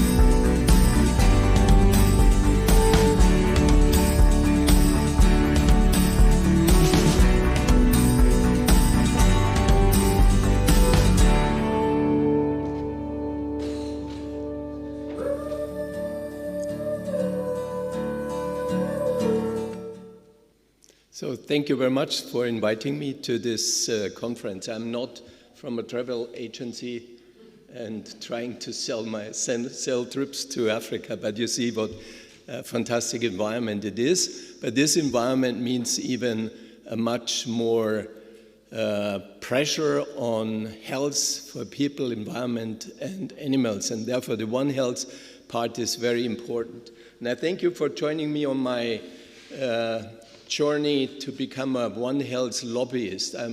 That was since many years is what I'm trying to do, and the last part, which is now in Africa, is the most important one. So you see, I studied veterinary medicine, one of my studies. At this time, it was in the 1970s, and nobody talked about One Health or anything. So if there was zoonotic diseases, food safety, it was covered by microbiology at this time. After being 5 years a scientist at this university, I went to Kenya the first time, and this was a project where we tried to develop new trypanocidal products. So trypanosomiasis is the tsetse fly-transmitted disease in animals as well as in people. In people, it's the sleeping sickness. And, you know, all the products, or most of the products on the market were already resistant, had resistant methods. So it was necessary to develop new trypanocidal products. Next door to us was the Walter Reed Army Institute, a very famous American research institution. They did the same as we. They tried to develop new trypanocidal products for human beings. We did the same for the animals, and we had no idea that we should work together. So One Health was not in any of our minds, and we both organizations couldn't develop a new product. So it shows how more successful it would have been. Then I worked in the pharmaceutical industry, and that's where I spent more than 50 years at this conference here. And exactly 10 years ago, I was chairing a session in one of the annual meetings on food safety, but in the aspect of what impact on trade it will have. So one point here is I never understood why you know, many of the animal health companies are part of a larger human health company or setup. None of these companies ever came up and said, we develop a One Health department. Both, you know, companies work for the human health, work for the animal health, but One Health as an institution never happened there. Maybe it's now different, but... So, and then I joined, during this period, I did a lot of work with the trade associations. I was a couple of years the president of BFT, and I was chairing the food chain committee of AnimalhealthEurope for a couple of years, and that's what turned me really in a One Health lobbyist. I realized how important it is, and only the trade organizations were giving us the platform to work on this. I just would like to show you, this is the demand for livestock products in future until 2030, and you see on the right end, the high-income countries, there is no growth anymore, but you see the growth in the other area. If you just take pork in sub-Saharan Africa, it will be almost 200% increase in the demand, or poultry, look at South Asia, what enormous growth is. And I think it would be important also for the input industry, like the animal health industry, because also the production may move into these areas away from the developed countries. So how do we meet this demand? And the demand mainly is met by the smallholder farmers, because they are currently already over 2/3 of the animal products are produced by smallholder farmers. And that's our intention as ILRI, the International Livestock Research Institute, to transform these smallholder livestock systems, make it more efficient, more productive, which is important even for the environmental impact. We do a lot of research on greenhouse gas emission in this area, and it should also make the products safer. And that's, I think, all the other areas you see here will have an importance in future, but our focus is the smallholder farmers. So coming back to my role as a One Health lobbyist, I actually joined 2016 ILRI as the Deputy Director General, but before I was already 6 years on the board of ILRI, and I realized we need to do more in the developing world. And this is, I had the good chance because Maria Flaxbart was the PS of the Ministry for Technical Cooperation and Development in Germany, and we got for the Build and Eureka, these are all short names. You find more on our website if you want to know more about it. These are projects funded by the German government.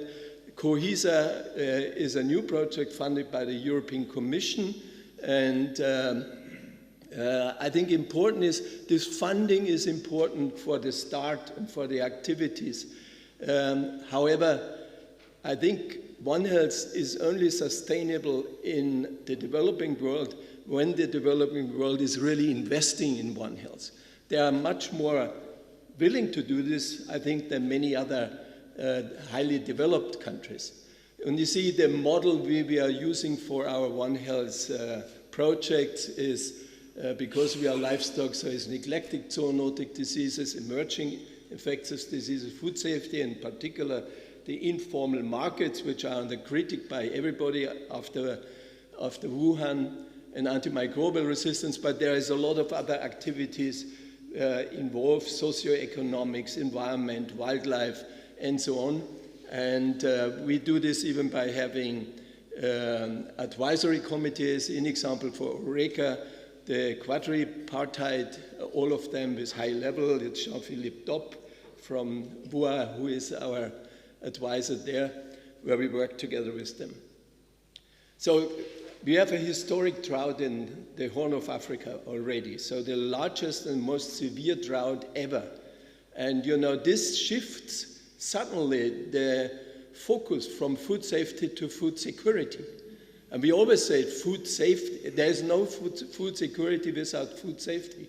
But now we are in a situation, you know, that the food security issue is dramatic, and about 1.5 million cattle and sheep died just in Kenya between October and March this year, and this is really dramatic. And now, you know, the other areas of increased food prices where we struggle. So that's a pity that there is a shift in looking at more food security again. Still, water, as you see, these are actual photos from the newspapers in Kenya.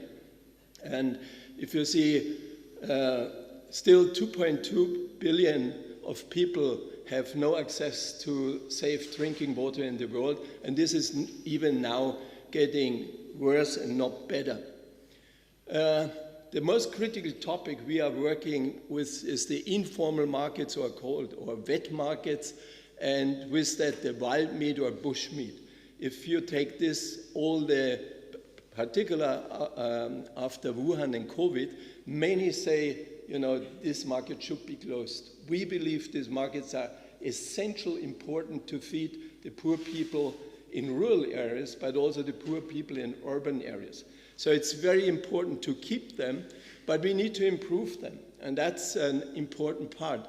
You have to see that wildlife is a very important protein supply and nutrient supply for the poor people.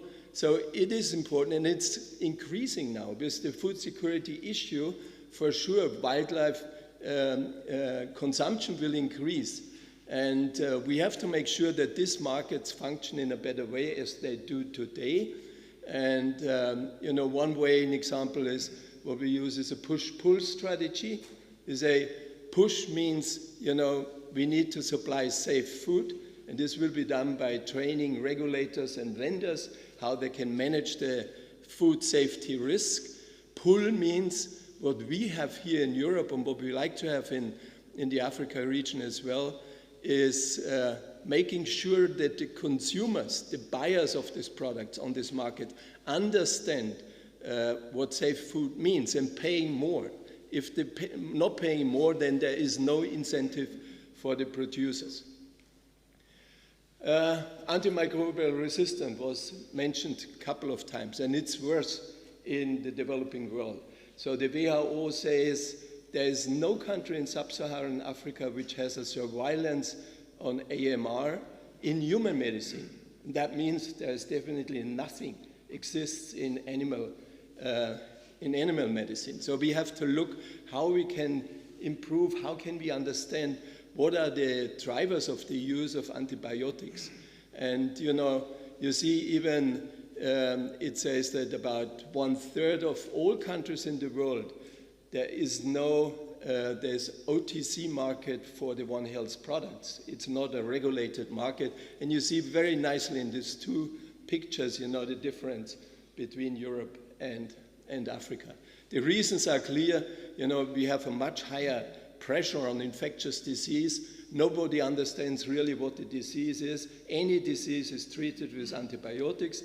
I was sitting in a pharmacy in Uganda for human medicine and animal medicine, and actually they were buying for 1 day an antibiotic. Or somebody came and said, I have headache, I need for 2 days an antibiotic. In animal and human health. And this was only because they had only the money for 1 day treatment. So they use 1 day treatment, and we know what impact this has on the development of antimicrobial resistance. And we have a problem with counterfeit and substandard products which are on the market. And it's difficult to have access to vaccines. It's much more difficult to have access to antimicrobials. So many of them have a Chinese leaflet or an Indian leaflet there. They can't even read what it is what we sell there. A neglected tropical disease, I think I didn't realize we have lunch after that. So, it's the most important parasitic food safety disease. It's a tapeworm. The human beings harbor the adult tapeworm. 500 million in the world are defecating in the open air, and if they are free-roaming pigs, they take up the eggs in the pig, they develop the larval cyst, they were eaten by the people again, and so the cycle is closed. But people can also take up the eggs of this tapeworm from water-contaminated food, and then they develop cysts, and some of the cysts were developed in the nervous central system, and that's finally lead to the fact that 30% of epilepsy in human is related to this tapeworm in these endemic areas. And you see the impressive number. The fantastic thing is there is a new vaccine on the market produced by an Indian company, and there is oxfendazole as an anthelmintic. And if you use this combination, you break this pork tapeworm cycle. The problem is that the uptake of the vaccine is disastrous because there's again no incentive. The market functions with body weight, carcass weight, but not with food safety. Food safety is unfortunately not a marketing issue. And the other is an emerging zoonotic diseases. This is Rift Valley fever. And you see on the left side, this is very close to Nairobi, where the Rift Valley, and the Rift Valley, you see on the card, goes from Ethiopia through to Kenya. And because 1931, this disease was detected in sheep at the Rift Valley. That's why it's called Rift Valley fever. And it's a very complex transmission of the virus. And it's a lot of mammalian involved, but also people can be involved. 10 different mosquitoes are involved. And the interesting thing, these mosquitoes are already in Europe. And these mosquitoes, as the FLI has investigated, are competent vectors.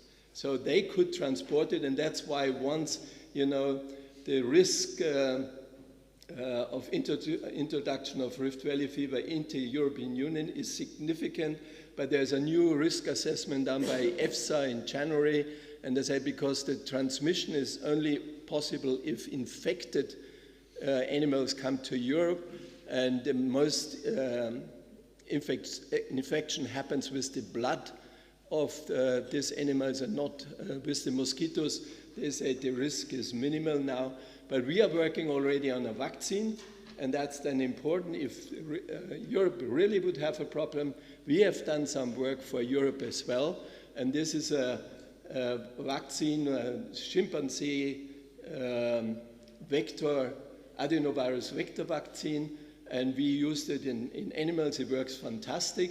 The same vaccine is now then under investigation in humans, no change.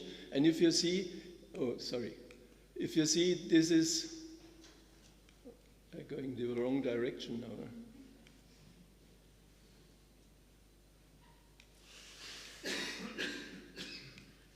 I don't know how this works now. So, but this is the same vaccine as Oxford and AstraZeneca have developed. No, still the wrong direction. Sorry for that. So the same vaccine which was used from Oxford and AstraZeneca for the COVID treatment. There are two other slides there which we don't see now. Oh, somebody's helping me. Good. Okay. So I think very important is the investing in One Health. And you know, we have developed a graph where we show the 7 ways to invest in One Health, and this is true for Africa, it's true for all of the world. And you know, just only before the pandemic already, $1 invested in One Health actually generated $5 benefits for the health and public health. So there's a very close, and it's the cheap way, and we don't need, again, to have trillions lost because of a pandemic situation. So my last slide, I'm still the One Health lobbyist, and you know, in the end of May, VIDO is the Vaccine Infectious Disease Organization in Canada, and I'm on the board of this organization, opened the Canadian Pandemic Prevention Center, and we had the fun that Premier Trudeau attended this meeting, and I had an intensive chance to discuss with him One Health, particularly, you know, how One Health is transforming already away from disease treatment and control to prevalence, to surveillance, and preparedness for the next pandemic. So thank you very much.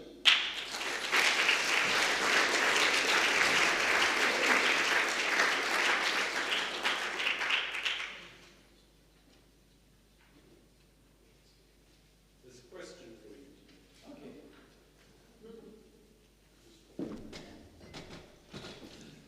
Okay. So we do have one question for you, Dieter, actually. It's from a vet from the Ivory Coast, Ibrahim Akouba. So he's saying that even if we do get more vaccines, the basics of good hygiene practices and biosecurity are just not fundamental in livestock culture in Africa. So how do you see that developing? And maybe your infographic answered some of that, but perhaps you could develop on that. Yeah, for sure. That's it would be good to have a better hygiene situation, and that's the problem. You know, we have about 3 billion people in the developing world have no chance to do hand washing with soap and water. And for sure, what we know, in spite of COVID, this hand washing, as it was understood, is very important. It's not translated because the infrastructure is not there for that. So even if you take the example about cysticercosis, you know, people, as I said, 500 million are defecating into the open air. We have a vaccine and we have everything, we could control it, but it would be much better to control it already before. We train these people to use latrines and toilets, and that would be the better way than coming up with that. And the interesting part, again, under a One Health, you know, the people who are suffering on epilepsy, they are taken out of their environment, are getting into hospitals, then they are treated somehow. When they are fairly okay, they are putting them back into the same environment, which starts the next day, they infect themselves again. So there is also no understanding what One Health could deliver if the two areas are working together. And I remember very nicely the situation, my first One Health conference, it was organized by Van Gotem at this time. There were about 80 people, and 2 were from the human health and the rest were for the animal health. And the 2 human health people were just invited as presenters. So it showed that this time it's a veterinary medicine thing, not so much in Africa. There's one slide missing which shows how many initiatives in Africa are. Even, the curriculum of the universities in veterinary medicine and human medicine are the same. They're working on One Health curricula. So that's fantastic. It's much better as it here, but it's much better because the pressure is there. They really have many more diseases which need to be handled.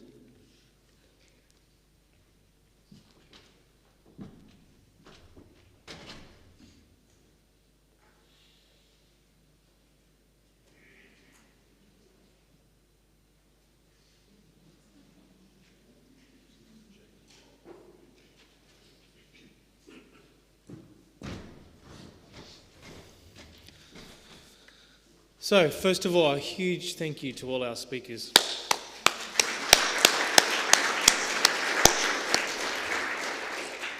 And to Robert, I think you said before we started today that your only aim was to get us on time till lunch. Now, you haven't achieved that yet.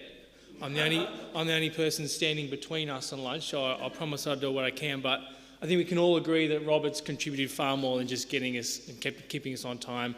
Very much contributed to the conversation, stimulated the conversation, both here on stage and also between the audience on stage. So thank you very much, Robert.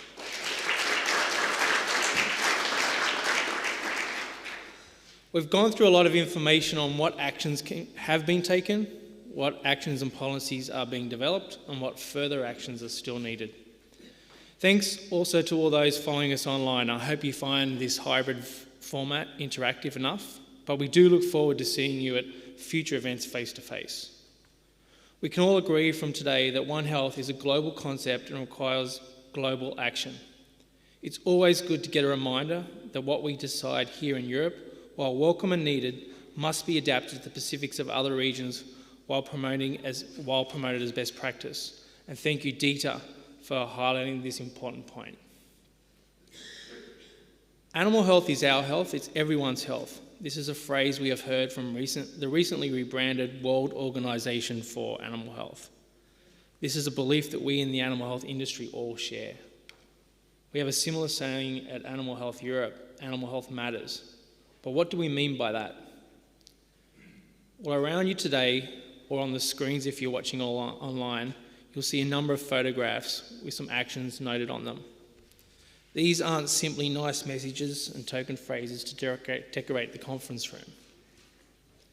In November last year, the Animal Health Europe team reviewed our strategic focus and agreed on 3 key areas for investment and action: innovation, sustainability, and One Health.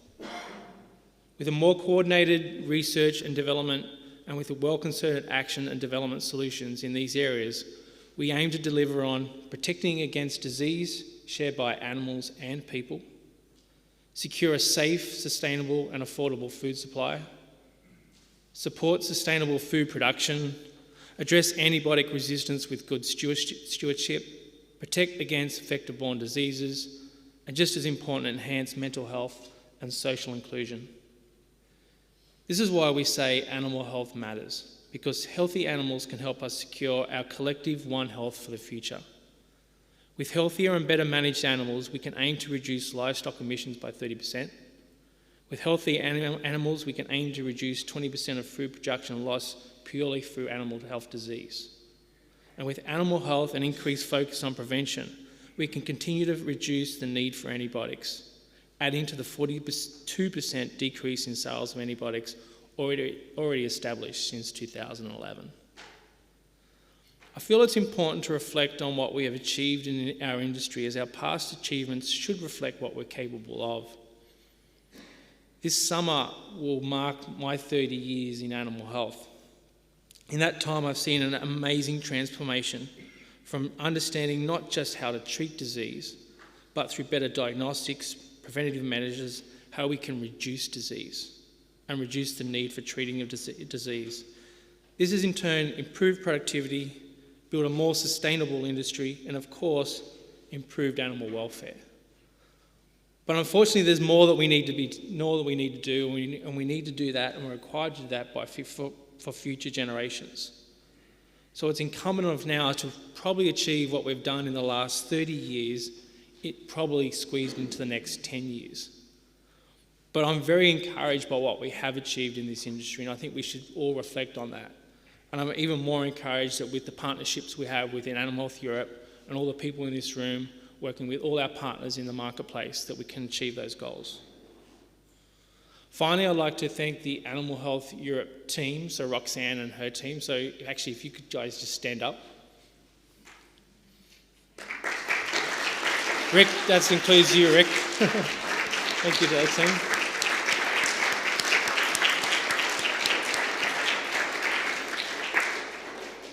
I'm sure you'll all agree that it's been a fantastic forum today. I know it takes a lot of coordination to get us all together, so thank you very much. And to also do it in this forum and also online, I think we'll all agree it's all worked really well. And finally, I'd like to thank you all as our participants. You all have your own teams, your own colleagues at work, and your own families. You chose to be here with us today. And for all of us at Animal Health Europe, we don't take that for granted. So again, we want to thank you for supporting us today, for your continued collaboration. And like I said before, I'm sure that working together we can achieve the goals that are required in the next decades. So thank you very much.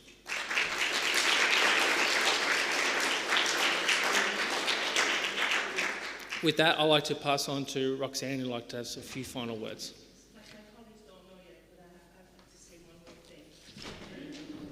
We were talking about rebranding of Woo-Ha, and we rebranded our logo to, you might have heard about IFA Europe.